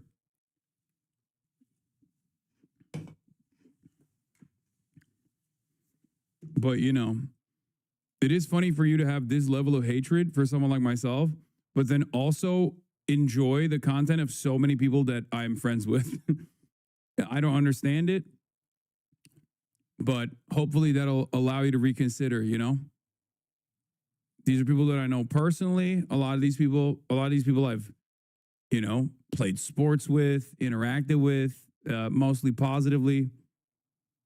So don't know why you're this aggro towards me, but I feel like, I mean, he is also a massive gooner for sure. I mean, I could see that, but, you know, real recognize real on that front. But, you know, maybe you're just having a bad day and you wanted to let off some steam by being like, we're going to fucking kill commies or whatever. But, you know, just dial it back. Be normal, man. Be normal. Chill out.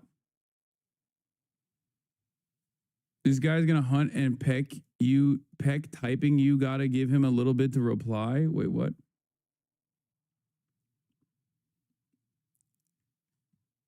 Yeah, Big Dog is gooning on Maine. Why are you so nice? I don't know. I just like... Why am I so nice? Because people have bad days.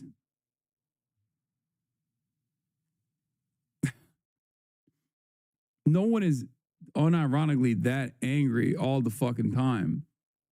Like, if he was following, like, I don't know, Nick Fuentes or some shit, that would be a little different. But this guy seems like more so a normie that's found himself on Twitch. Like, he's fucking, he's spamming the Kai Cenat chat. You know what I mean? He's not like, someone has convinced him that I'm his op, but maybe he can turn it around.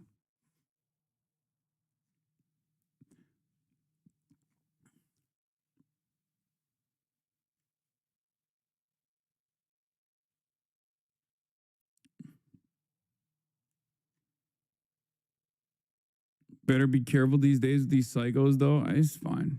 Why do I get yelled at and this chug gets cuddled? Because the expectation is higher from you. If you're a leftist, you have to present yourself a certain way on the internet. And also, leftists get more annoying. At least hogs are funny in their anger. You know? Also, half the time I get mad at like a leftist is because I'm also demonstrating compassion, and then you're yelling at me for doing so. You know? You just come in and you're like, how dare you? How dare you? How dare you act as though people are a product of their social conditioning? Fuck you. Like, that's why I yell at leftists as well, because I'm like, please stop. It's just, this is my worldview. We're going to have a little bit later the acting director of ICE, Todd Lyons, on, because this is why you have so many haters. They're just fans trying to get coddled. That's probably what it is. We're also going to get into the fact that these apps that are tracking the location, that are giving the location of ICE agents, is putting them in increasingly danger. If you develop this app, right, and I get it that you might have an app for like cops that are waiting, speed traps.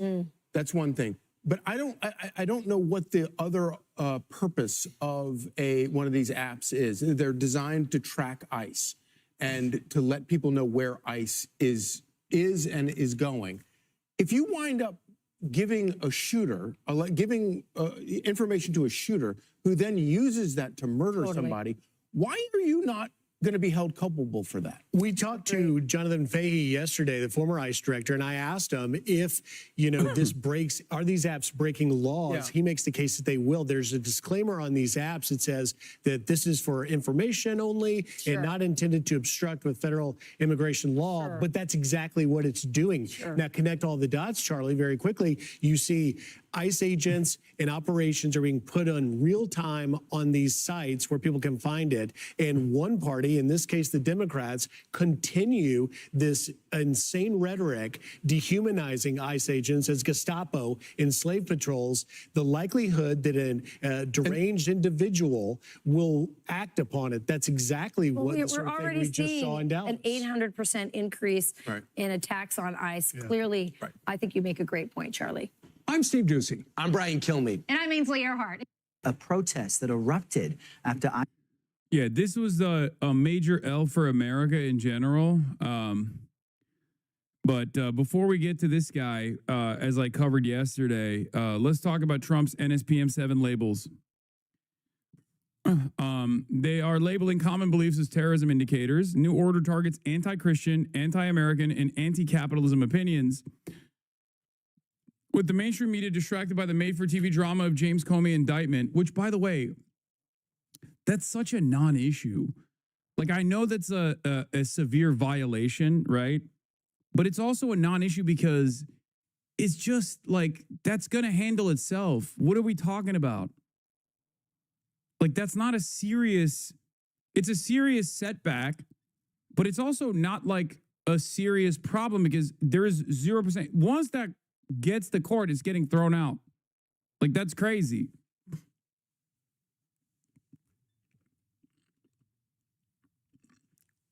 When people say, oh, is this a distraction? That is a distraction.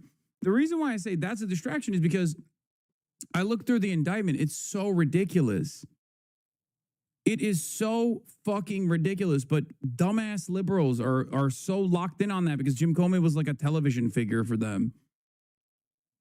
Like, that is, I would go so far as to say, that was like, this is even more ridiculous than the Jimmy Kimmel shit. Because, like, straight up going after, like, random liberals on TV by utilizing the FCC is a violation of the First Amendment. Whereas, like, frivolous litigation that the administration is, like, kick-starting when it's clear that it's not going to go anywhere, I think that's not that. I don't think that's going to be as big of a problem. Twizzy speaks. What did he say? My goat. Yes, bro. You caught me watching the biggest streamer ever. Sorry, Steve, and then I grew up watching Nelk. Like what? Wait, what? Twizzy's back. My goat. Twizzy is back. We're gonna win him over. I promise. He's at the precipice.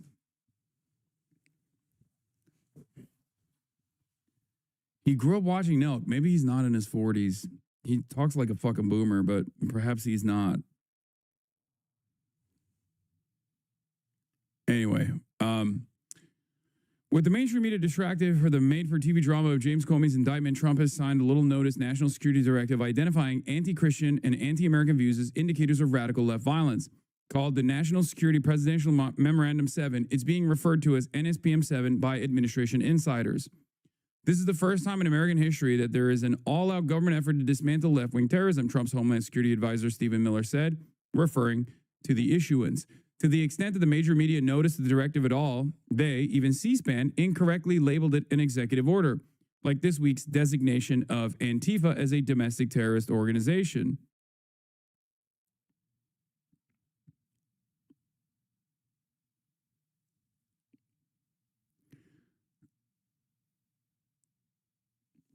Wait, hold on.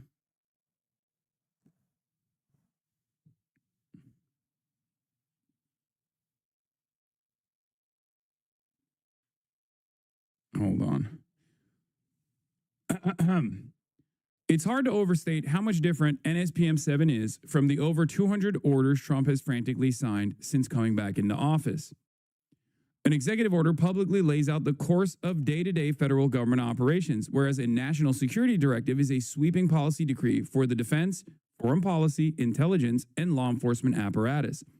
National security directives are often secret, but in this case, the Trump administration chose to publish NSPM 7, only the 7th since he's come into office. Previous national security directives have been controversial, even politically earth-shaking. In 1980, for example, President Jimmy Carter signed the top-secret Presidential Directive 59, directing the new nuclear warfighting policies that persisted until the end of the Cold War. When revealed, PD 59 caused a public furor. Similarly, President George W. Bush signed a series of classified national security directives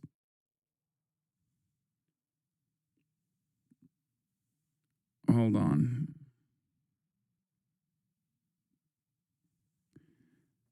Similarly, President George W. Bush signed a series of classified national security directives after 9/11, the most famous of which authorized NSA's unlawful domestic intercepts, a directive that wasn't publicly revealed until 4 years later.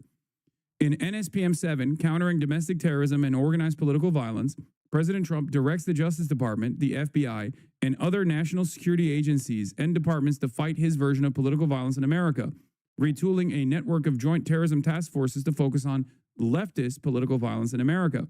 This vast counterterrorism army, made up of federal, state, and local agents, as Trump aide Stephen Miller said, form the central hub of that effort. The thing is, I don't think liberals are even remotely aware of what this is, okay?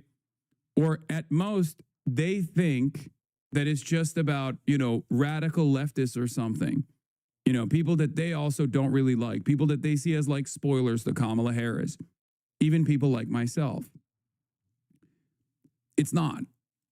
This is a way to utilize all of the intelligence community's powers to actively target and prosecute, investigate, and potentially apprehend anyone and everyone that has exhibited a anti-racist thought, okay?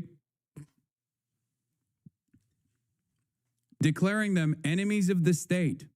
This is also directly antagonistic to the First Amendment.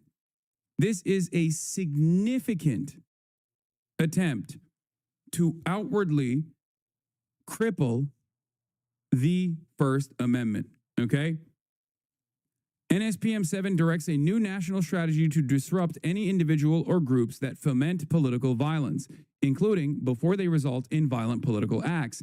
In other words, they're targeting pre-crime, to reference Minority Report.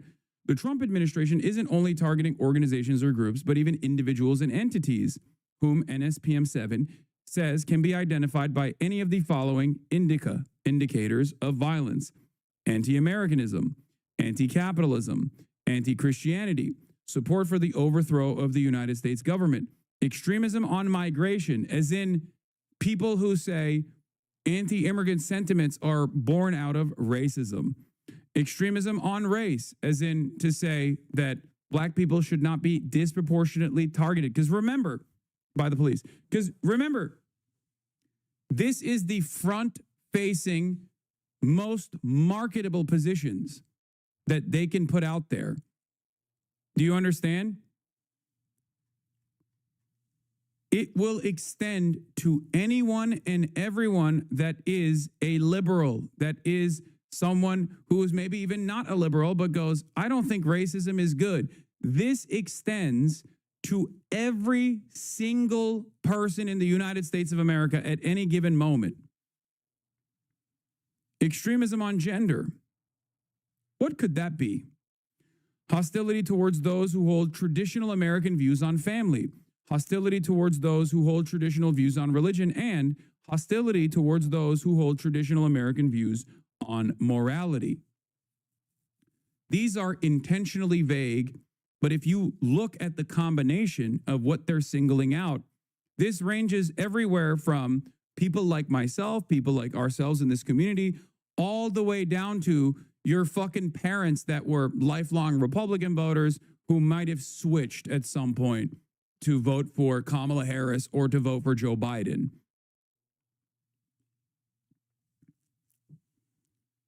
Do you understand?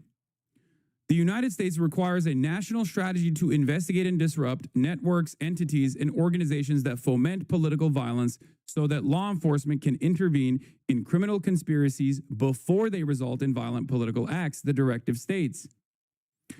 A pre-crime endeavor, preventing attacks before they happen, is core to the post-9/11 concept of counterterrorism itself. No longer satisfied to investigate acts of terrorism after the fact to bring terrorists to justice, the Bush administration adopted preemption. And for a lot of people who were oblivious to what they were doing at the time, this simply meant round-the-clock, 24/7 surveillance in Muslim neighborhoods, trying to find, like, the FBI used to do this all the time, trying to find people who are like, who have like intellectual disabilities and whatnot, to try to goad them into doing something, like to try to radicalize them, then goad them into doing something, and then stopping it ahead of time to basically say, look, we did it. Many such cases took place on U.S. soil, okay? This happened quite a bit. This happened a lot. The FBI used to do this all the fucking time, okay? They would go after like some autistic teenager who's Muslim online, and they'd be like, ooh, you should get some Tenorite at this drop site that we left for you. And then they would apprehend the person and be like, this guy's a terrorist. We apprehended an Islamic terrorist. Okay?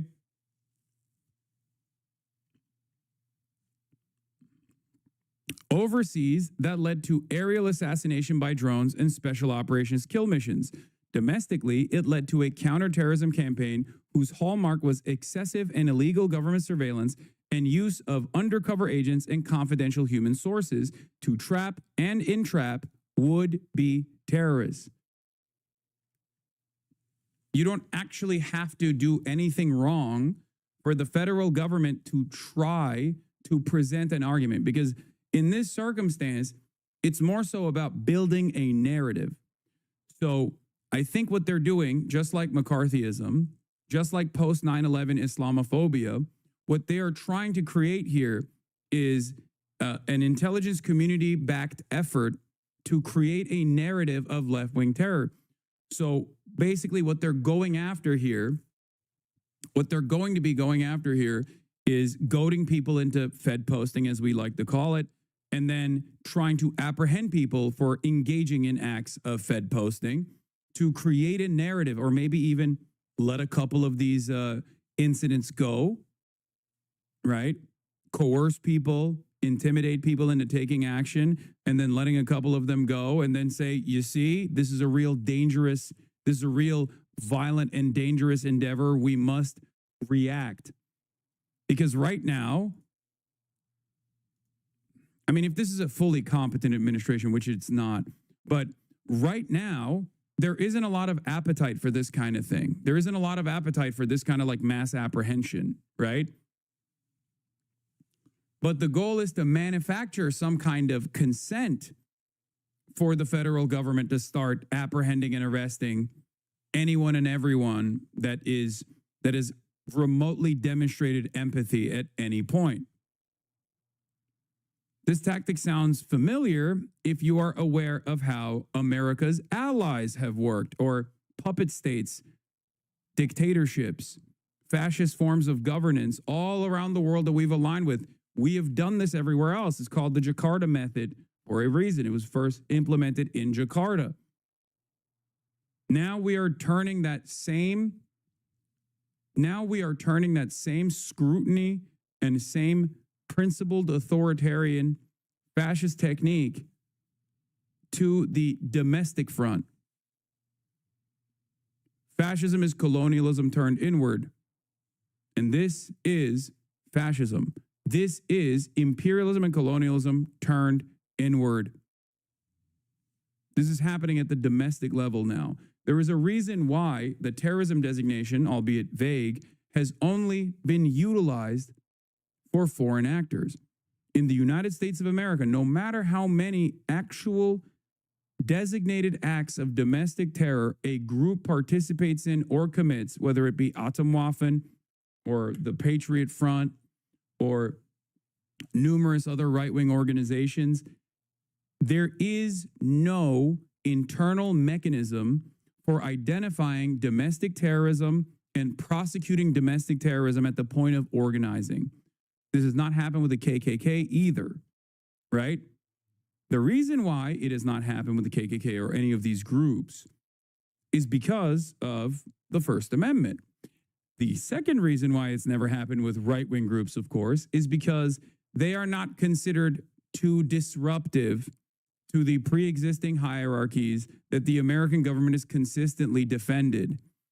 This has, however, happened to the Black Panther Party and numerous other Black revolutionary groups. During the civil rights struggle, this is precisely what they did with the Black Panther Party and numerous other organizations. They did it, they disrupted it, they infiltrated these groups, they assassinated its leaders.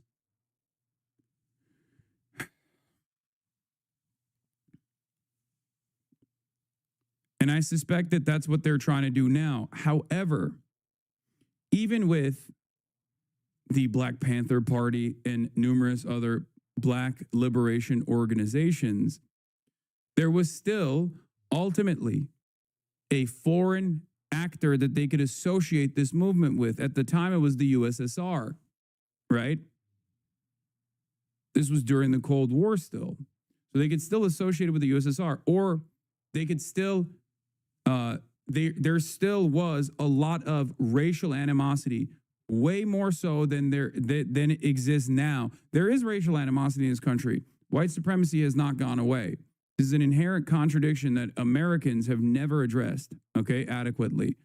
Having said that, however, the racial tensions in this country at this stage are nowhere near where they were during the civil rights struggle, okay?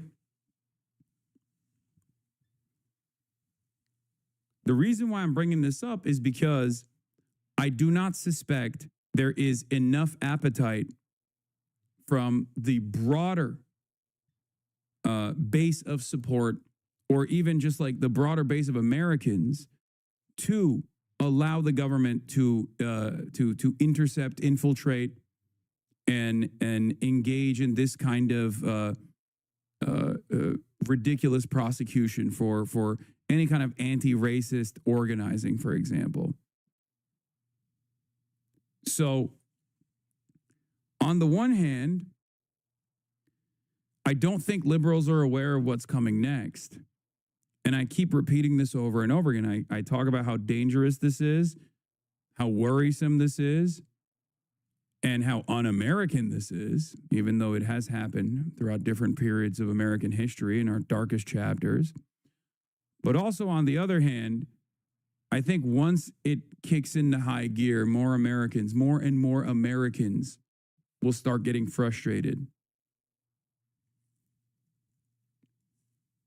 Adam Johnson reports on a similar incident. A federal judge Thursday sentenced a former U.S. Navy sailor to 12 years in prison for plotting a terror attack against a naval station, Great Lakes in Chicago's north suburbs, and seeking to help the Iranian government move radioactive material to the United States. Of course, there were no Iranians involved in this. Reading this headline and article, you would have no idea no Iranians were remotely involved in any of this.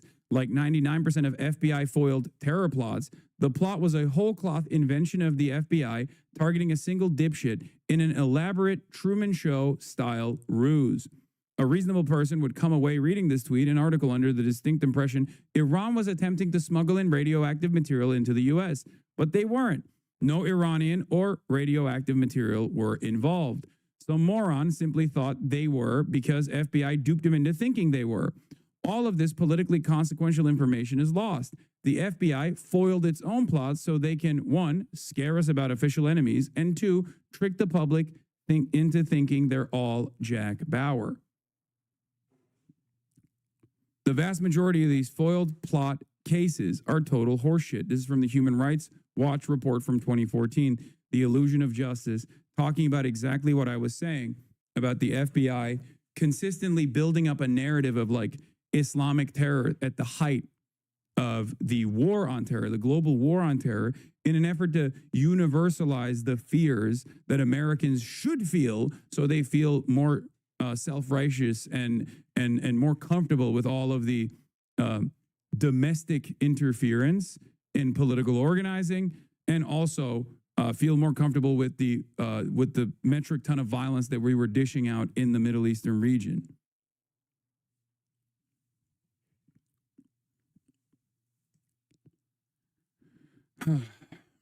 Some analyses show, according to Salon.com, that only 1% of quote-unquote terrorists caught by the FBI could actually be said to be quote-unquote terrorists.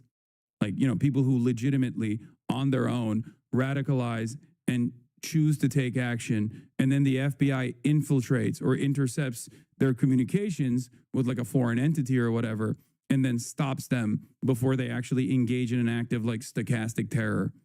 Okay? The overwhelming majority of intelligence community operations of this sort are built around coercion and entrapment.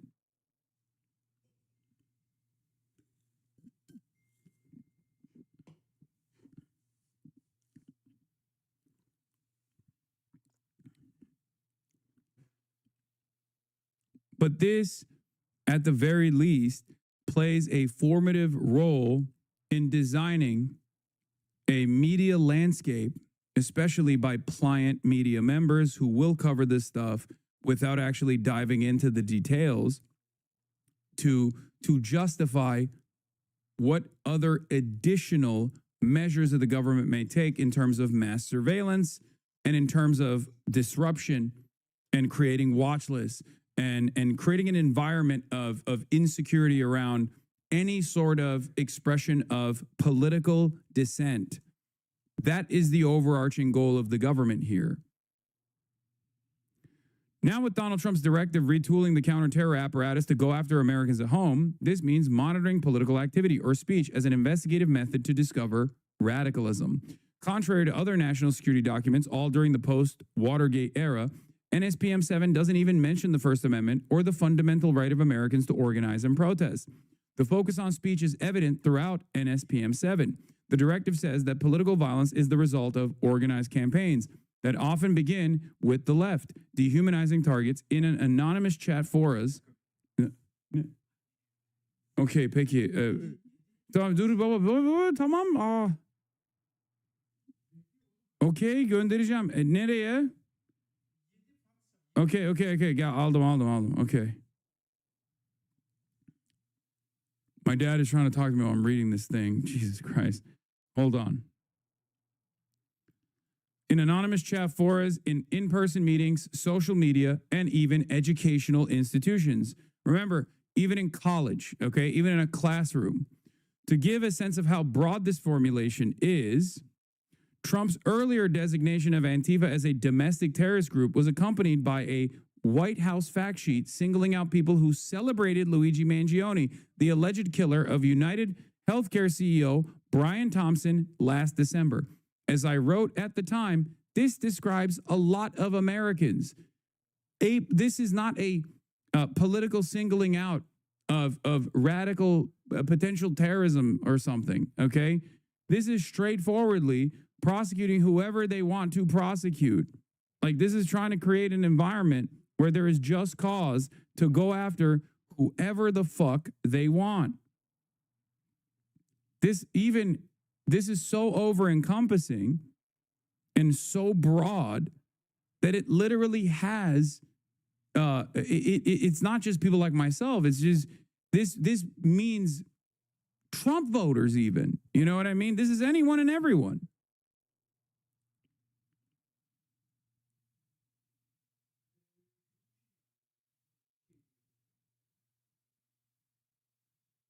Hold on.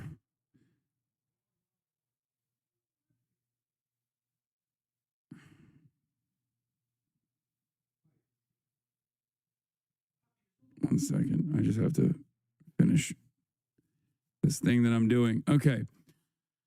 Trump's new national security memorandum also alludes to Mangione, but adds to it even larger categories of potential targets. NSPM 7 is fundamentally a law enforcement directive, and it dispenses with the complications of using the active duty military or the National Guard in pursuit of political violence. It directs the Department of Justice to focus the FBI's approximately 200 joint terrorism task forces to the new mission. The FBI network of task forces comprises over 4,000 members, including FBI personnel and task force officers from more than 500 state and local agencies and 50 federal agencies, including special agents, police officers, intelligence analysts, and surveillance technicians.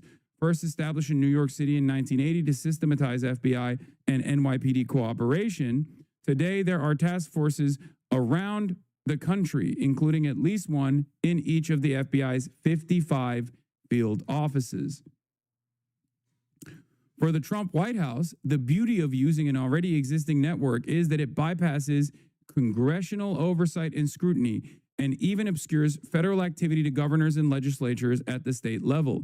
States, cities, and local police have already signed memoranda of agreements with the feds to fight terrorism, and officers are already assigned as task force officers. Okay? Hold on. 1 second.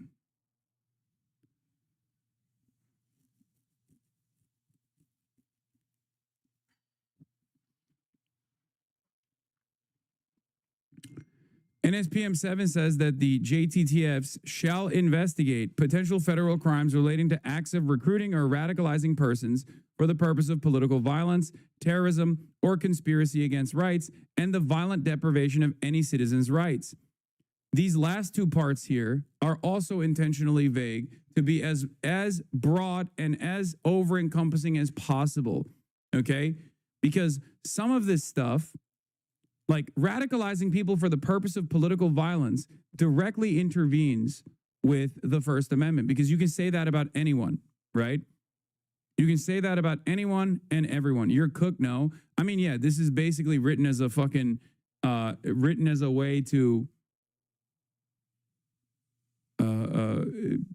apprehend and single me out as like a fucking domestic terrorist. But it's written in such a way that it also extends to fucking literally David Pakman even, you know what I mean?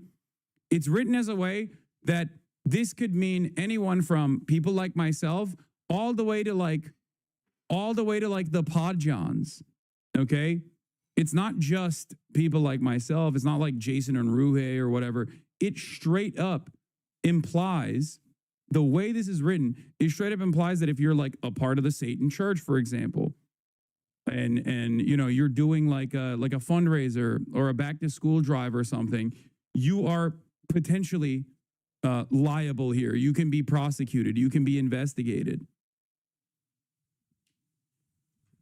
Philip DeFranco, like every single person that has ever conveyed any sort of like anti-racist statement is liable for an investigation or a prosecution.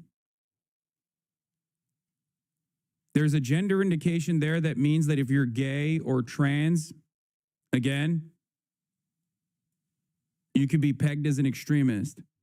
If you're black or brown and you have exhibited anti-racist tendencies, or if you have participated in any sort of like anti-white supremacist action, anti-ICE protests, extremism on migration. That's what this means. I know a lot of you are laughing at me saying you could be pegged and going, lol, pegged as gay and trans, lol, don't peg the gays and trans, but like you're not understanding the severity of this crisis once again. Okay? This is an attempt to criminalize any sort of non-Republican viewpoint. I don't even want to say leftist viewpoint here, okay? I don't even want to say non-Republican viewpoint here, because like this even could potentially criminalize Republican viewpoints as well, as long as they are a Republican that says, yeah, I also think ICE is fucked up. You are now a target.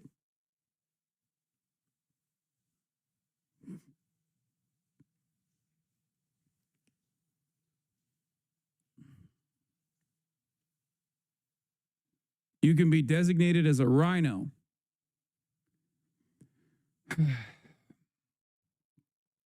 The Attorney General shall issue specific guidance that ensures domestic terrorism priorities include politically motivated terrorist attacks such as organized doxing campaigns, swatting, rioting, looting, trespass, assault, destruction of property, threats of violence, and civil disorder. The NSPM 7 says, civil disorder, question mark. I don't want to sound hyperbolic, but the plain truth is that the NSPM 7 is a declaration of war on anyone who does not support the Trump administration and its agenda. Yes, it repeats the word violent over and over to purport only to go after citizens who are moved to take up arms, but it also directs monitoring and intelligence collection to map and target new evildoers, to borrow a Bush label he took from the Bible just that days after 9/11. Okay? Hold on.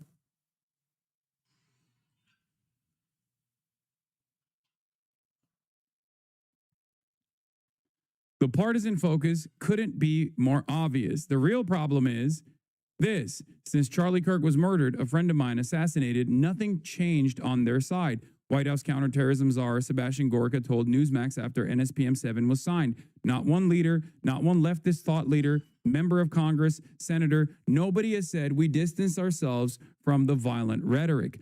The left refuses to rid themselves of the justification for violence, Gorka continued. And as such, President Trump is taking measures to protect us from the violent rhetoric that becomes snipers and bullets. Remember, it's not violence that they are combating. It's rhetoric, okay? It's not violence that they're combating. It's rhetoric. As in, any sort of expression of discontent towards the Trump administration or any number of different actions that they take can be considered violent rhetoric. They are trying to tie you saying, I don't fucking like what ICE is doing, or ICE is Gestapo, or this is Nazi shit, to a false claim that this means like you are opening up a floodgate of enforcement. They are trying to do this. They already tried to do this with material support. They've been trying to do this with material support to terror organizations, trying to claim that speech is material support for terror organizations. Okay? And they're doing it now at the domestic level as well. For the record, as it stands currently in the United States of America, material support does not extend to language, okay?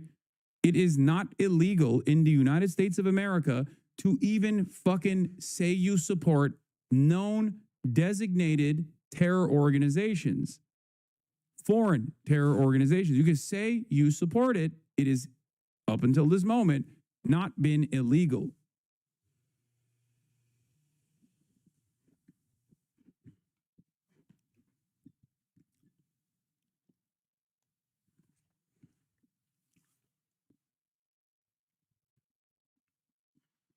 We are a nation where fucking David Duke, the grand wizard of the Ku Klux Klan, ran for office.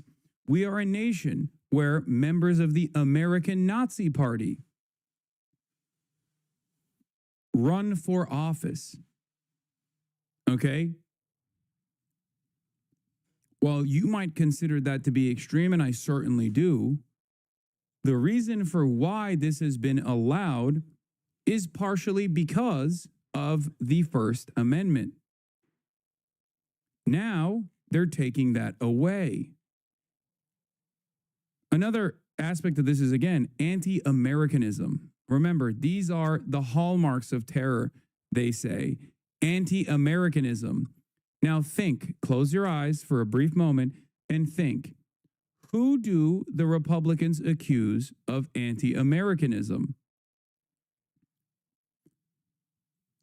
It's not just those who liberals consider to be radicals themselves.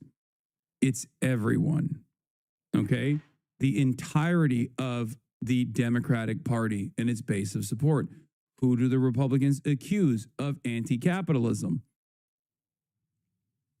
Nancy Pelosi is a communist in the eyes of the Republican Party. Kamala Harris is a socialist communist in the eyes of the Republican Party. Anti-Christianity as well. This is designed to target any and every liberal, any and every person on U.S. soil that has ever looked at what Trump is doing and said, I don't like this.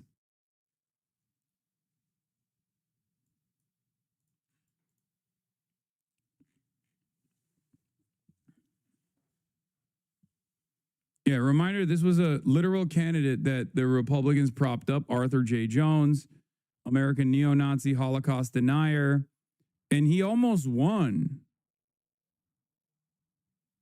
Yeah, he's also been a member of the Populist Party, a far-right political party active in the 90s and 80s. Wasn't this the guy who ran in the Illinois district over and over again? And he almost fucking won in the 3rd congressional district in one of the elections. Yeah, he got the most in Illinois 3rd congressional district general election in 2018. He was the Republican that got the most votes. He got 25%.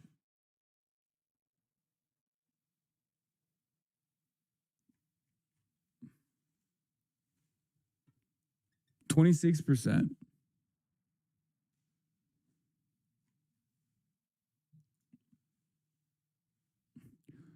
Of course, another part of this story is the question, the obvious question, is there a difference between far left extremism and far right extremism? And the answer, of course, is yes. Now, I'm biased. I'm obviously biased. But think for a brief moment. We are billed as far left extremists. And as far left extremists, we believe that everyone should have health care. We believe that the interests of profits cannot go over the interests of the people. We believe that everyone should have more autonomy in the workplace. We believe that people should have free education all the way up to the college level, no matter what their background looks like. We believe in a more tolerant approach to immigration, instead of immediately deciding that things we don't understand are awful and scary and must be excised and destroying America. We believe that these populations are actually helpful to build this multifaceted, diverse American culture. Is that the same as the exact opposite of this position, to target people due to inalienable traits and characteristics and then punishing them and putting them in concentration camps and kicking them out of this country? I don't think so.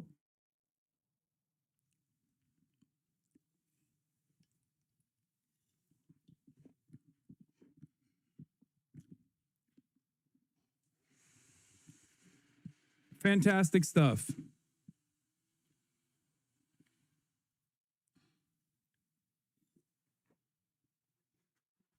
That is where we're at, though.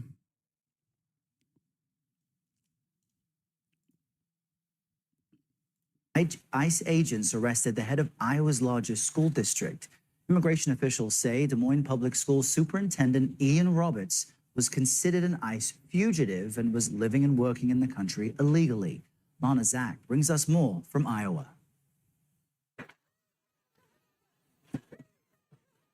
Protesters rallied outside of the U.S. Citizenship and Immigration offices in Des Moines Friday, stunned by the arrest of public school superintendent Ian Roberts, an immigrant from Guyana.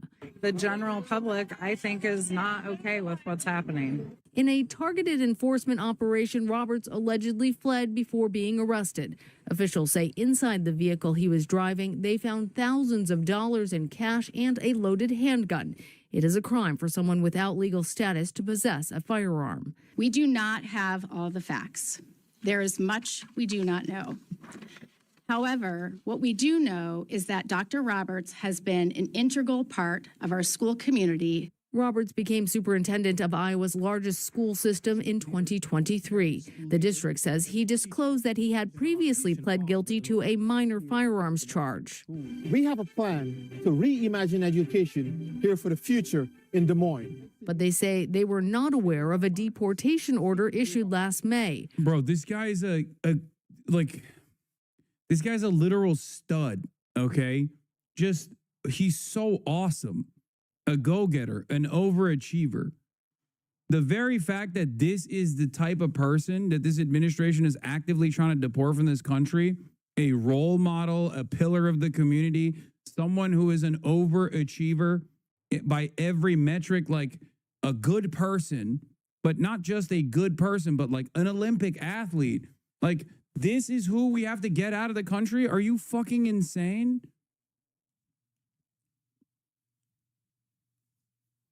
This makes no sense. Like, go ahead, try to explain this to people. Unless you are straight up a Klansman who sees a black person and goes, hell yeah, I'm glad that we got this scary thug out of here. Like, most people are going to look at this and be like, why the fuck are you kicking this guy out? There's like a million dumb fuck dipshits I think would be better served if we kick them out than this guy. Like, what the fuck?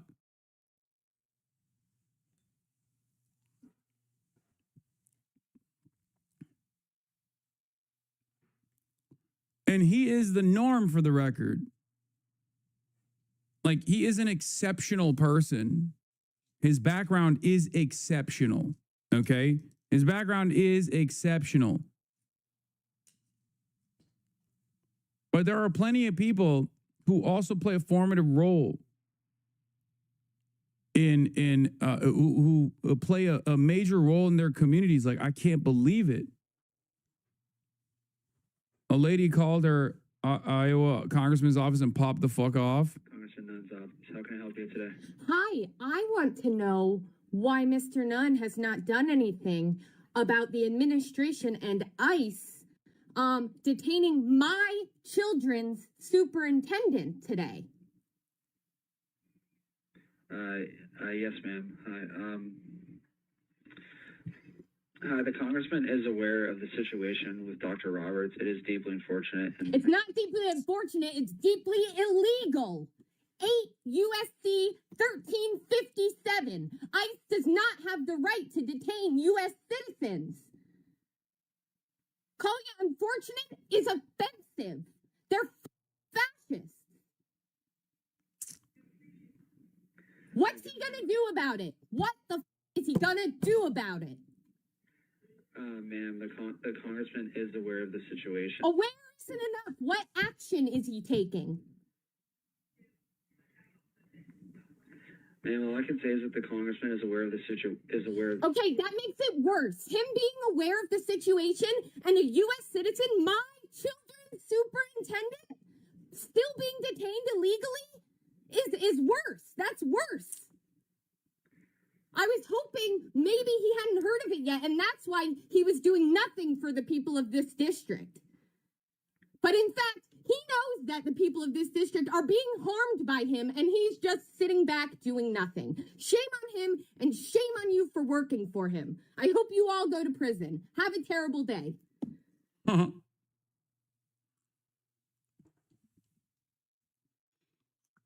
Trump won the city of Des Moines 55-45. Iowa is red as fuck. Red state, white people fired up. This is hugely a good sign. Yeah, I was about to say, I don't think Des Moines, Iowa fucks with this decision. Are there obvious, like, straight up Klansmen that are going to look at this and be like, hell yeah, brother, this is why I voted for? Sure. But I don't think the people, the normal whites are going to look at this and be like, great, I'm so glad you have apprehended an overachieving, beloved figure that is a pillar of this fucking community.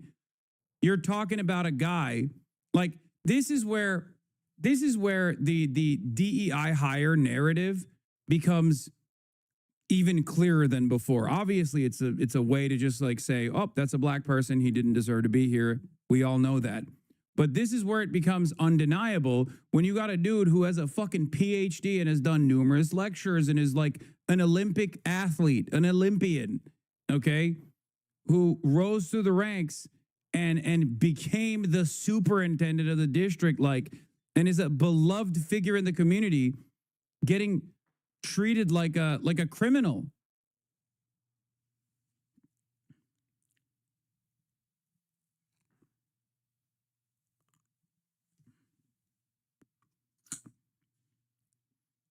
I don't see this. I do not see this being great for the administration.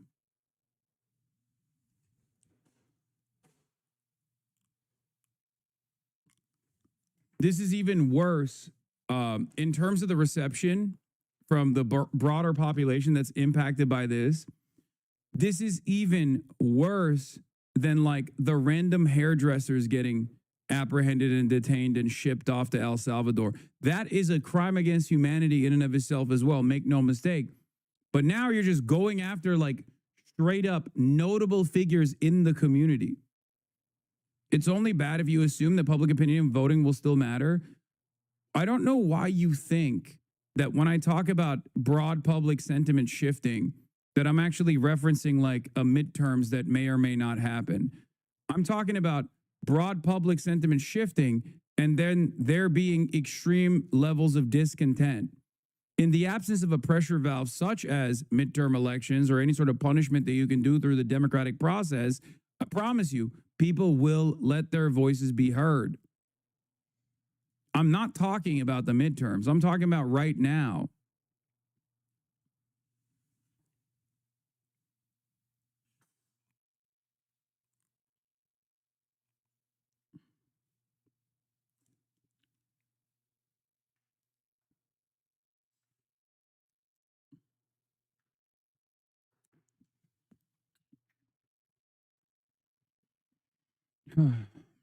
What is this?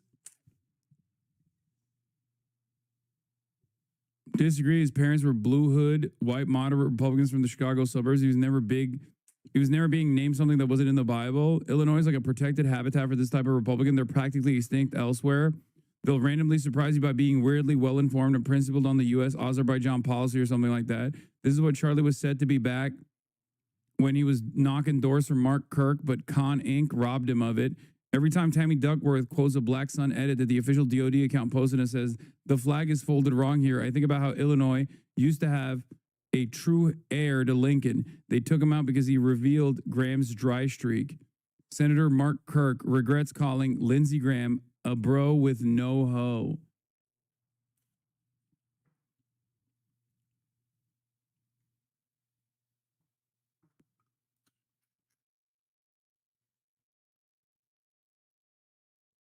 I do think this is a much more propaganda influenceable situation. If the admin can blow up the illegal gun, et cetera narrative, they can win on this in a state like Iowa. It depends entirely on how well known this guy was before all this happened and how hard it'll be to tarnish his reputation. Low info voters are always easy to fool.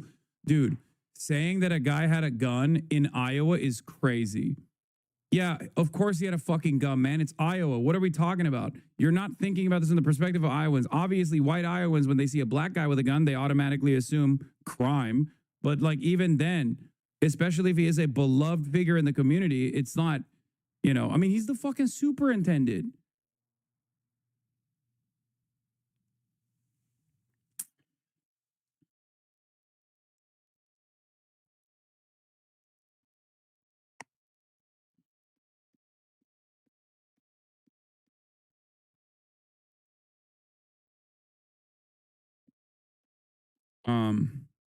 Hold on.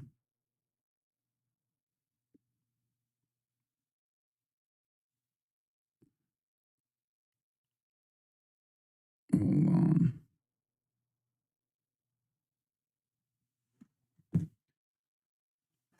White people love authority and is a superintendent.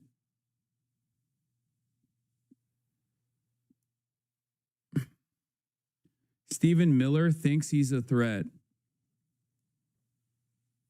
Yeah, Governor Newsom's press office. Stephen Miller is a fascist. Why do you think they posted this? I'm telling you, like, right now, low key, I get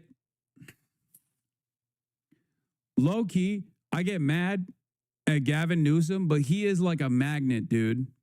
He is like a magnet for conservative discontent at this moment.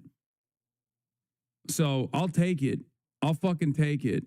He just keeps chirping over and over and over again, knowing full well he's like, yeah, do something about it. And I'm glad that they're just like actively getting mad at him and not actively getting mad at like random people, okay? Random American citizens they want to fucking target and prosecute much easier than someone like Gavin fucking Newsom.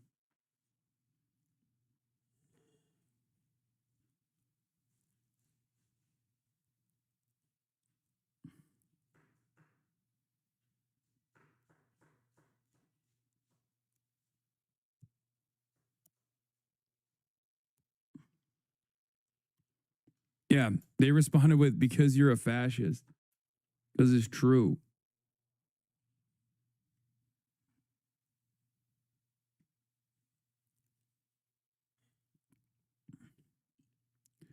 I just can't believe they took this dude out. Roberts is accused of overstaying a student visa issued in 1999.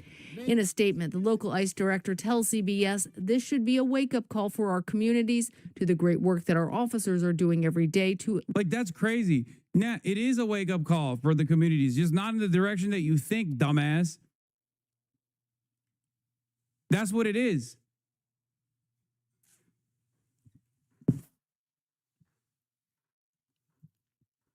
It quite literally is a wake-up call that this is what ICE does.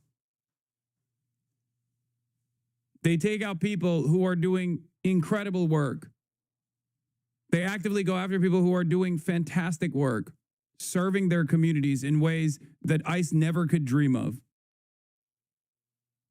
Calling this guy a public safety threat when he is so clearly not, I think, will open up a lot of normal people's eyes to the reality of what ICE is doing.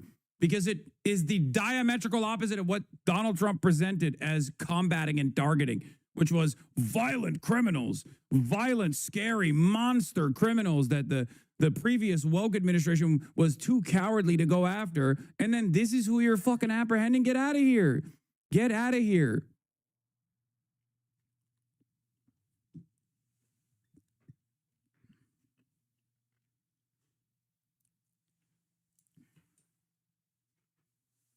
I'm sorry, if you look at a guy like this and you go, that's a villain, automatically, a guy with a resume like this, if you look at a guy with a resume like this and you say, no, he deserved it, you are straight up a fucking grand wizard of the Klan, okay?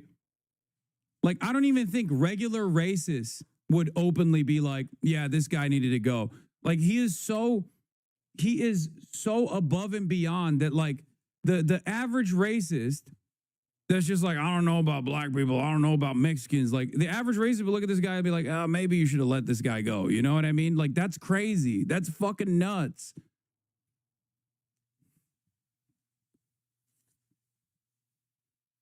Yeah, handsome Olympian PhD holder, superintendent, swagged out to the fucking max. Just a wonderful beacon in his community. And these guys are like, nope, yeah, he's got to go.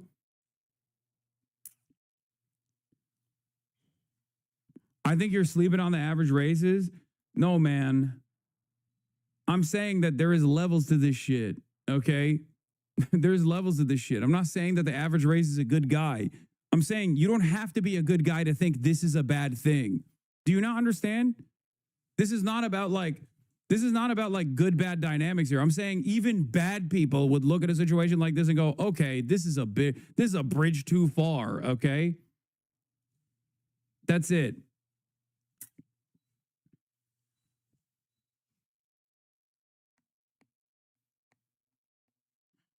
You're sleeping on the difference between New Jersey and Pennsylvania races and Iowa races. You live too long on the coast, I'm afraid. Dog, the Iowa races that sends his school still actually has encountered this superintendent. And if he's like a polite guy, they will literally go, I don't know, he might be one of the good ones. You know what I mean? Remove public safety threats. I love Dr. Roberts. He has been a wonderful superintendent for us. Roberts, a former Olympic athlete, had been well liked by many in the community. And while some are now questioning what background checks were done by the school district, others are questioning the motivation behind the arrest. He was targeted specifically because he won't give access to ICE to arrest our kids. We are 100% behind him. For CBS Saturday Morning, Lana Zach in Iowa. Oh, I could totally see that too. Tonight, students, parents, and community I didn't members. even think about that. I'm telling you, man, look at that crowd. That's one day. That's day one. Okay. I'm telling you, that's day one. Chatter said New Jersey and PA as if they aren't filled with Nazis. Guys, there are unimaginably racist people everywhere. Okay. There are unimaginably racist people everywhere in this country. Wake the fuck up. Okay. But y'all are being crazy if you think that, like, what do we always talk about? Republicans are the leopards are eating my face party. Okay. This is for some, this will be a leopards are eating my face moment. Okay. That's all I'm saying. It's kind of like voting for anti-abortion initiatives and then actually experiencing that. When it becomes real, it's different. This is a moment where it becomes real for everyone in fucking Des Moines, Iowa. Not every single person that looks at that is going to go, hell yeah, I'm glad they did this. Okay? It already probably pissed off every single liberal, every single Democratic Party voter in the area. Okay? In a 150-mile radius to begin with. It also woke up a lot of the apoliticals into action.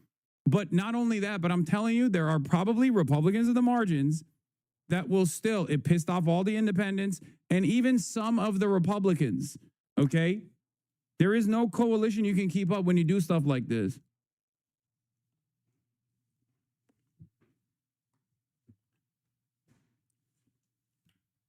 No, you're right about this. Various Republicans I follow who lived in the town where the Haitian migrant hysteria thing happened were super put off by the Haitian migrants eating pets thing and actively called it out.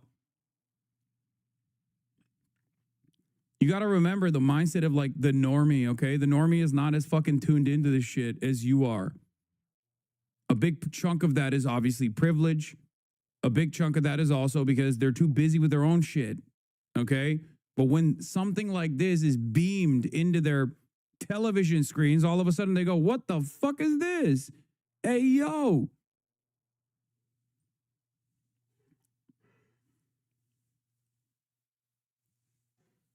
Like you're thinking that every single person is as like tuned into everything that's happening in the real world as you are and actively making a decision to ignore it or champion it. That's not the case.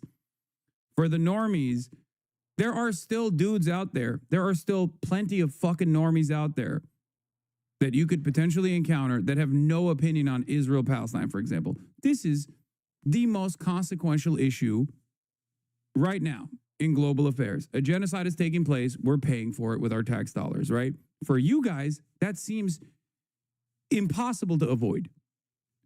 I promise you, there are a fuck ton of apolitical normies who are just like, I don't really know what's going on. I don't want Israel, Palestine. What is it? I haven't really tuned in. I promise you.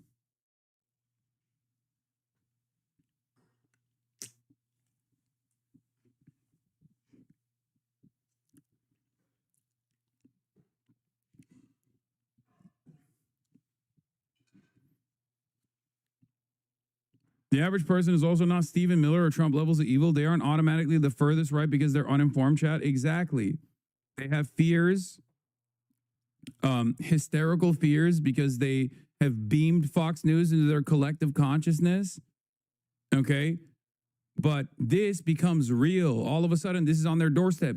Why do you think I always talk about discontent growing on Trump's immigration agenda? After people start realizing that means people are getting apprehended at the grocery stores. Because there's a difference between championing a cause online or championing a cause in theory by believing the bullshit hysteria surrounding said cause versus seeing it in front of you. I talk about this every day, so I'm shocked that people don't understand when it happens once again. Like the other day, ICE came in and apprehended a grocery store clerk, right? In broad daylight, in the middle of the fucking day. People took out their phone cameras and started filming. How much you want to bet there were Republicans there that were also grossed out by that process? That's the difference between talking shit to someone online, for example, and then talking to them in person. The energy is very different because the humanity of the person that's being harmed is impossible to look in the other direction of. That's why I say there's levels to this shit, okay? That's why I say there's levels to like how racist someone thinks they are even versus how racist they are in the real world.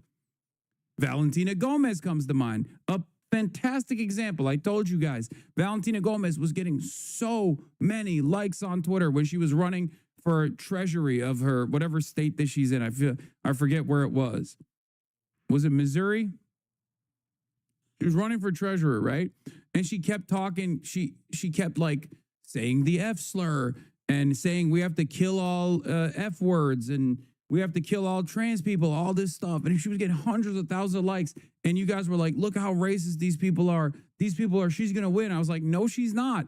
Because I'm willing to bet that even in a state like Missouri, even in Republican company, if she talked like that in polite society amongst other Republicans, unless she's literally in a fucking Klan meeting, people would tell her to shut the fuck up. Republicans would tell her to shut the fuck up.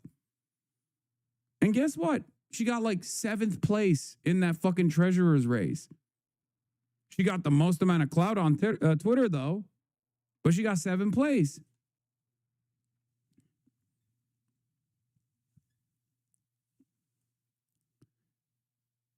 There is a difference between what you can get away with.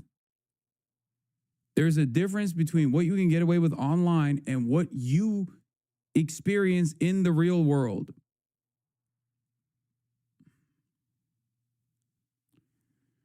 I'm not suggesting this is an unwinnable conflict for our side. I'm saying Iowa is the worst case scenario state. This isn't reddish purple state. Trust me when I say this. Trust me when I say this. Iowa will shock you, okay? Every part of this country will shock you if you don't understand the theory that is already implemented, the theory that you are experiencing in action, okay? Every part of this country will surprise you because when this kind of action comes to their neighborhood, when this kind of enforcement comes to their neighborhood, there is a very different attitude. And the example I kept using over and over again, and no, I'm not talking about Iowa voting for Obama twice, guys. Stop. I'm not talking about that at all. This is not about politics. This is about something different. This is about human behavior, okay? This is about how human behavior works online versus how human behavior works in the real world, okay? This has nothing to do with Democrat or Republican and everything to do with people seeing this kind of action be implemented and then immediately going, that's not for me, okay? Think about it like it's experiencing an ick, okay?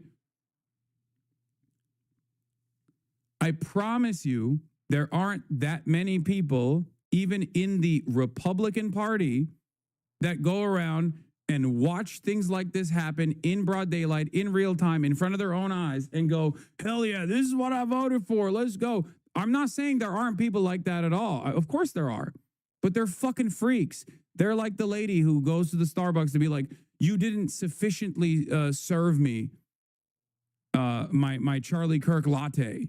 Okay. They're gross. They're monsters. They get a lot of play online, but in the real world, it will cause other Republicans to look at them and go, oh, what the fuck? You like this? This is crazy.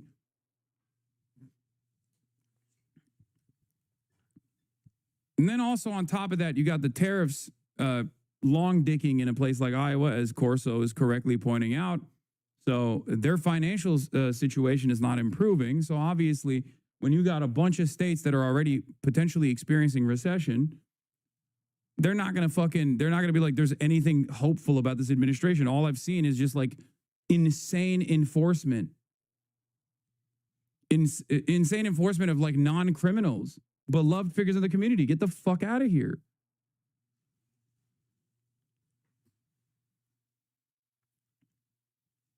Especially in the absence of receiving treats, the Republican will look at a situation like this and go, maybe this is my breaking point. If they were getting treats and they saw this kind of stuff, maybe they would say, well, at least I'm still getting something out of this administration. But the very fact that they're not getting something out of this administration and they're doing this is going to cause more discontent. Are coming together to show their support for Roberts. We will love one another. We will stand for what is right. We will stand for justice. I think you underestimate people. I'm sorry, but on the ground in Nashville, I don't see this becoming a thing. They don't care. First of all, Nashville is already fucking blue, so you're wrong. Your opinion is warped on that regard. And number two, Nashville hasn't seen this yet to the same degree. As far as I can tell, maybe there has been a high-profile incident, but like I cover all this stuff, and I haven't seen something like this happening in Nashville yet. But trust me, if it does, dude, we live in a country where the overwhelming majority, in the immediate aftermath of the execution of George Floyd, the overwhelming majority population agreed with burning down the police precinct. I think you guys have totally fucking subscribed to the media narratives about how reactionary the average American is. And to a certain degree, it's true. Okay? Like, I think we forgot. And in a country where people love cops, okay, because of a steady flow of propaganda, people love policing as an institution, okay? But you are oblivious if you think that the average person that doesn't really pay attention to this stuff could not be radicalized on the spot when they see something like this happen in their backyard. There's a difference between fantasizing about crime happening in blue cities hundreds of miles away versus having the military roll tanks through your fucking streets. Nobody wants the military to roll tanks through their fucking streets, not even Republicans. Okay? Especially when they realize in that very moment, maybe crime isn't all that bad. What the fuck is this shit? That's it. And for the record, look no further than abortion. I keep going back to this over and over again, okay? I keep going back to this over and over and over again. Look no further than abortion. Republicans that thought that they wanted abortion restrictions forever, literally once implemented, were like, okay, I didn't want that at all. I didn't want it. What the fuck? I didn't realize, like, if my daughter is sexually assaulted, like, I want to be able to get a fucking abortion. Or if my wife has an ectopic pregnancy, I want to be able to get this abortion. What the fuck?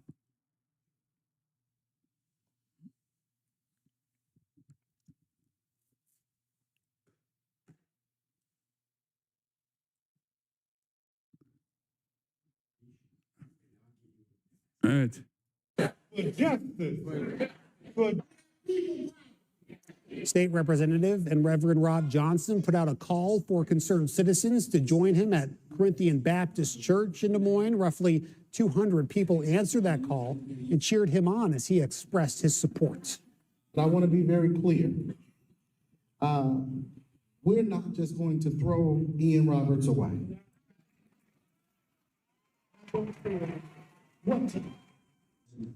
But tonight's rally wasn't just a way to show support. It was a demand for change. Betty Andrews of the Iowa-Nebraska NAACP encouraged attendees to take action not just for Roberts, but other individuals detained by ICE. It's concerning. We are concerned. But we're here today with all of you, monitoring, making sure, and letting our voice be heard. Community leaders encourage unity in a time of disconnect and hope in the face of fear. Christian influencers. Okay. You said, talked about the woke right. And you said. So this is Benjamin Netanyahu doing a conference with social media influencers after his horrible speech that he delivered.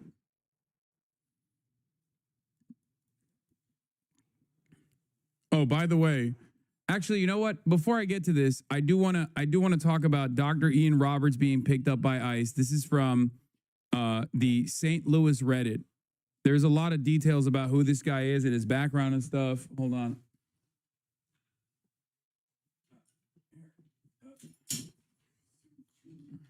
My mom is here, so Kai is freaking out.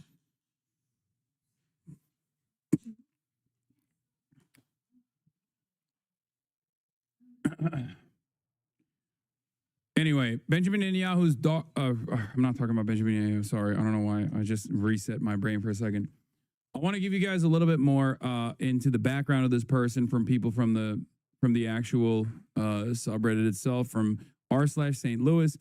Today, does anyone here have experience with an educator from St. Louis Public Schools? According to LinkedIn, he was an administrator with SLPS from 2015 to 2018. He's been the superintendent of schools in Des Moines, Iowa for the past 2 years. Today, ICE picked him up in Des Moines. According to media reports, he has an order removed from the year 2024 and no work authorization. He reportedly ran from cops and when captured had a loaded handgun and $3,000 in cash. He has a previous gun charge, which, again, according to media reports, is a felony because people here without legal authorization are not supposed to have guns. It may be that the previous gun charge was not a big deal. It had to do with hunting activity. This is a big deal in Iowa. Anyone know him? The person says, he was my direct supervisor in St. Louis Public Schools 10 years ago. Stand-up guy who was passionate about helping kids. Really supported me as a new principal. This is good to know. Do not believe a priori the report about the handgun and cash. ICE will simply make shit up now. They're totally unaccountable. Again, healthy amount of skepticism and scrutiny towards federal law enforcement, especially ICE. For ICE, I definitely agree with that kind of scrutiny, but I don't think that it was bullshit. I could totally see him having a gun, for the record, because it's fucking Iowa. It's normal, okay? The notion that this would be a severe, the notion that this would be considered something so severe that it's punishable with deportation is fucking ridiculous. It's just more of a, it's more proof that he's just an American, okay?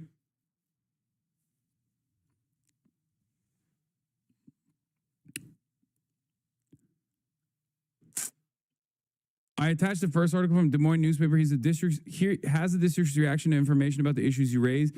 Friends who work with him said he was a friendly professional, knew his stuff. Friends from Des Moines say this was a hit because he wouldn't let ICE into the school buildings to grab kids. I'm an educator in Des Moines. The idea of this being a targeted hit is accurate. At least it feels like it. ICE has published inaccurate information in their official releases indicating he entered the country in 1999 on a student visa, but he graduated from Chopin State in 1998. So there's definite credibility question of his final order to vacate timeline. They also try to smear him with an old weapon charge, even calling it criminal, when in truth it was a hunting rifle in the backseat of his car that he paid a $100 ticket for. They also suggest he had no work authorization, but he was approved by a third-party betting source when we hired him, vetting source when we hired him, and had a complete I-9 with all appropriate and requirement documentation. Thank you for all your input. I know the West Des Moines School District does federal background checks and other extensive ones. This is the same for DSM District that blows credibility as well.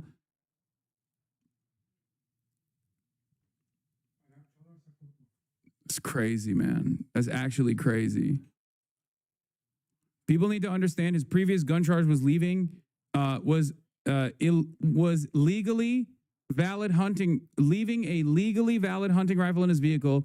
Any guns he owned were perfectly legal until his status was revoked. A review of this man's history shows him to be anything other than a criminal. I'm questioning the ICE narrative and the media, the narrative of the media putting on him. He entered in on a student visa in '99, yet he legally attended Coppin State since 1995.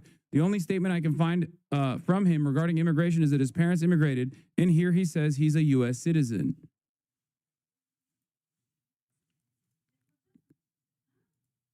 This appears to be a hit and a smear campaign. Here he states he was born in Guyana. This is the more interesting response. He states in his birth in Guyana in an interview in Brooklyn. Other people put together he's maybe been here since he was 5. So we're looking at either residence in the USA since childhood with no restrictions on ability to work, study, travel in his life, a possible dual citizenship issue, or a student visa that actually did expire after he left his grad program in 2023-2024. Whatever the case, an immigration judge under the DOJ, not ICE, ordered his deportation. Given the details, it is extremely unlikely to impossible for him to have U.S. citizenship. If birthright citizenship, he would not be deportable. Alternatively, it is very, very rare to denaturalize a naturalized citizen. Yeah, so he's probably not an American citizen. It makes sense. It makes sense if he was in a grad school program all the way until 2024, and then they immediately kicked in an order of removal once his student visa was like his student visa was up. Not that it matters. Even if he was here illegally since 1999, I don't give a shit. That person is an exemplary human being that all immigrants that haven't done any crimes, that have just been working regular jobs, deserve to get full-blown documentation, okay? But this person is beyond that as well. He's an exemplary human. What the fuck? Clearly, the very fact that he was the superintendent, clearly the very fact that he was a superintendent in Des Moines implies that numerous background checks have taken place and they've found him to be perfectly fine working in the United States. Like, he had the proper work authorization. Understand that immigration goes both ways, right? This is something that I always talk about. Immigration goes both ways. It's just as easy to document someone to give them the proper work authorization, and it's just as easy to take that away. This is a fundamental reality that many Americans do not comprehend, but it's actually one that Republicans are very aware of. That is precisely the reason why when J.D. Vance went on that fucking stage and said Haitians are eating cats and dogs, openly admitted that that was a lie, by the way, and said he wanted to bring attention to it, he called them illegal aliens. The Haitians, that obviously weren't eating cats and dogs anyway, in Springfield, Ohio, were not illegal aliens. They had temporary protected status. They had the proper work authorization and the proper work clearance to actually work in Springfield, Ohio. They had the proper paperwork. They were not here illegally. They were not working illegally. And yet, J.D. Vance said that they were illegal because J.D. Vance understands a reality that many Americans don't, which is your status as an immigrant in this country can be taken away. Your status as an immigrant in this country can be easily taken away like a magic wand, which is exactly what he called the TPS status. Please don't call immigrants aliens.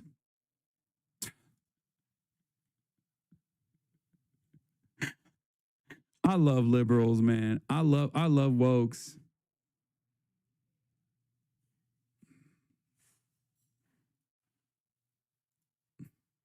I love wokes. Please never change. Wokes, never change. I'm glad that you have identified the issue here, which is me using the terminology that they are using when describing immigrants.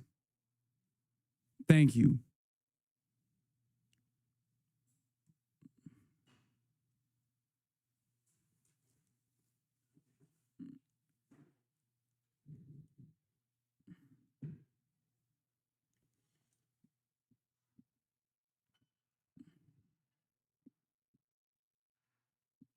Thank you.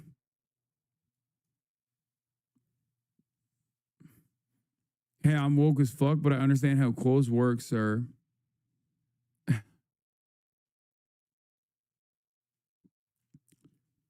I'm going to sit my white ass down.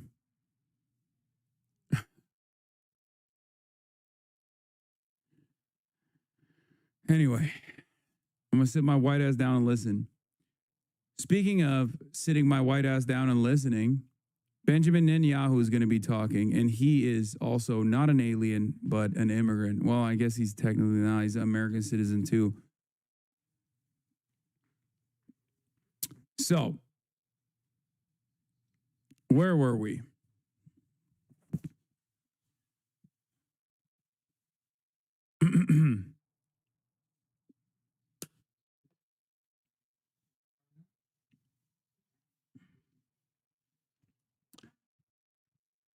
As I've spoken out against this time and time again, Israel saw TikTok as a major priority, a major tool of influence.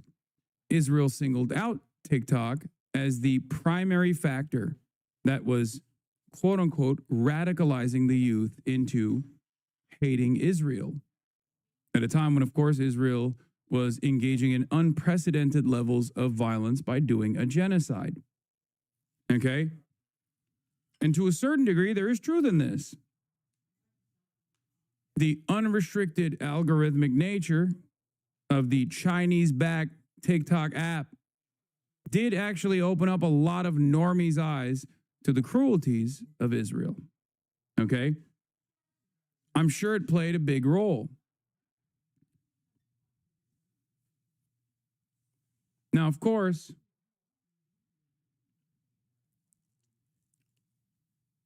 ever since then, Israel has wanted to do everything in their power to take out TikTok or at least control it.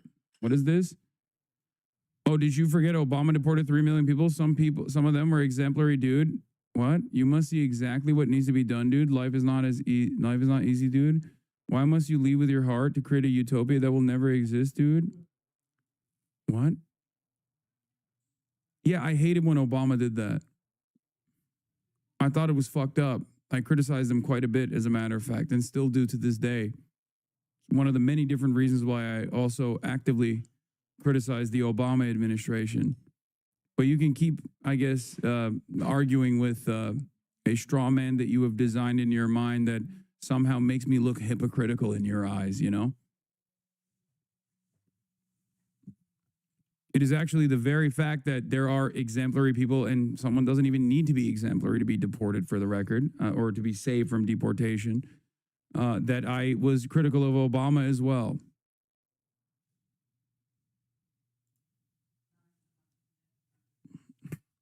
Probably easier to fucking argue with like a thing that you made up in your minds, though, I think, right?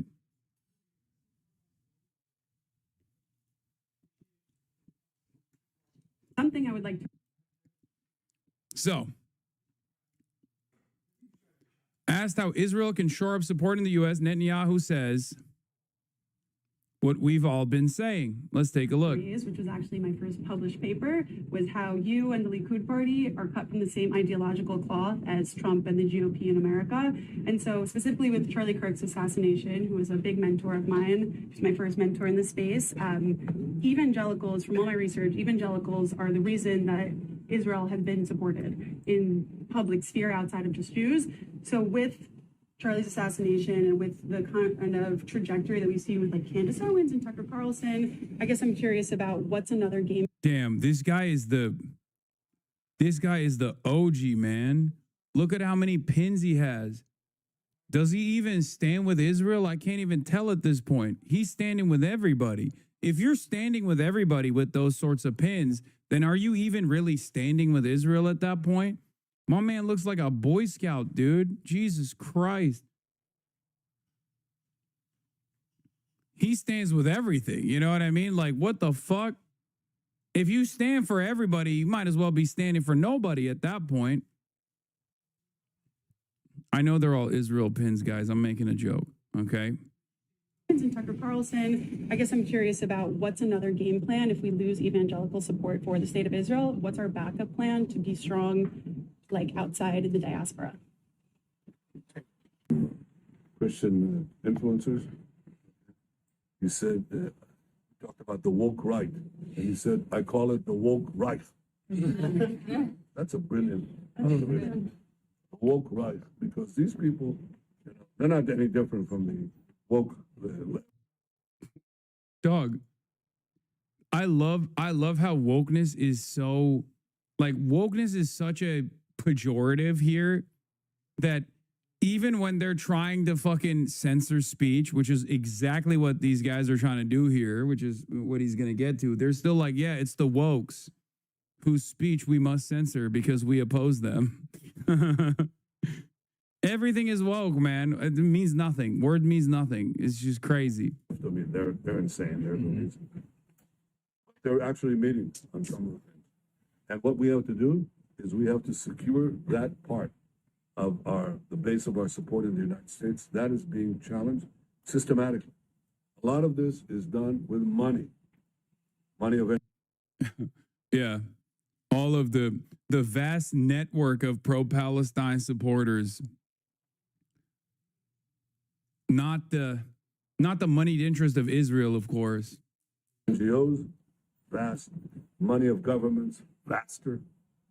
Okay, we have to fight back. How do we fight back? Our influencers. I think you should also talk to them if you have a chance. To that community, they're very important. And secondly, we're going to have to use the tools of battle. You know, the weapons change over time. You can't fight today with swords. That doesn't work very well. Okay. You can't fight with cavalry. That doesn't work very well. You have these new things, you know, drones, things like that. I won't get into that. But we have to fight with the weapons that apply to the battlefields in which we're engaged. And the most important ones are the social media. The most important purchase that is going on right now is class TikTok. TikTok, number one. And I hope it goes through because it can be consequential. And the other one, what's the other one that's most important? Larry Ellison, major advocate for Israel. Larry Ellison, who has openly talked about being a shadow funder and also openly a funder of Israel, like when he was interviewed at the Friends of the IDF gala that was thrown together in Beverly Hills. I'm sure he's been interviewed on many other occasions as well, but that one lives in my mind. Has said, you know, we're doing everything and anything we can to defend Israel, to support Israel. Israel is the homeland for all Jews, all this stuff.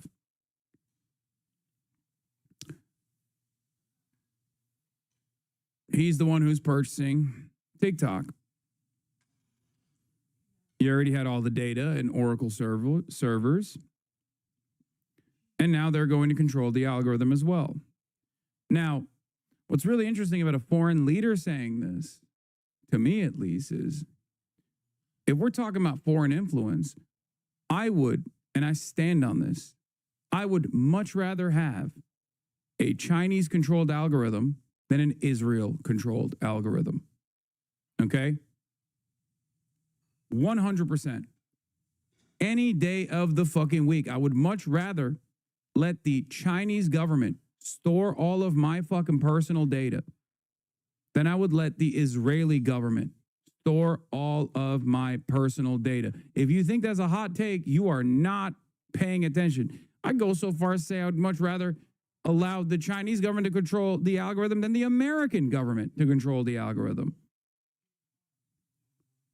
This is not even about my own personal biases or, you know, the Chinese Communist Party or whatever the fuck.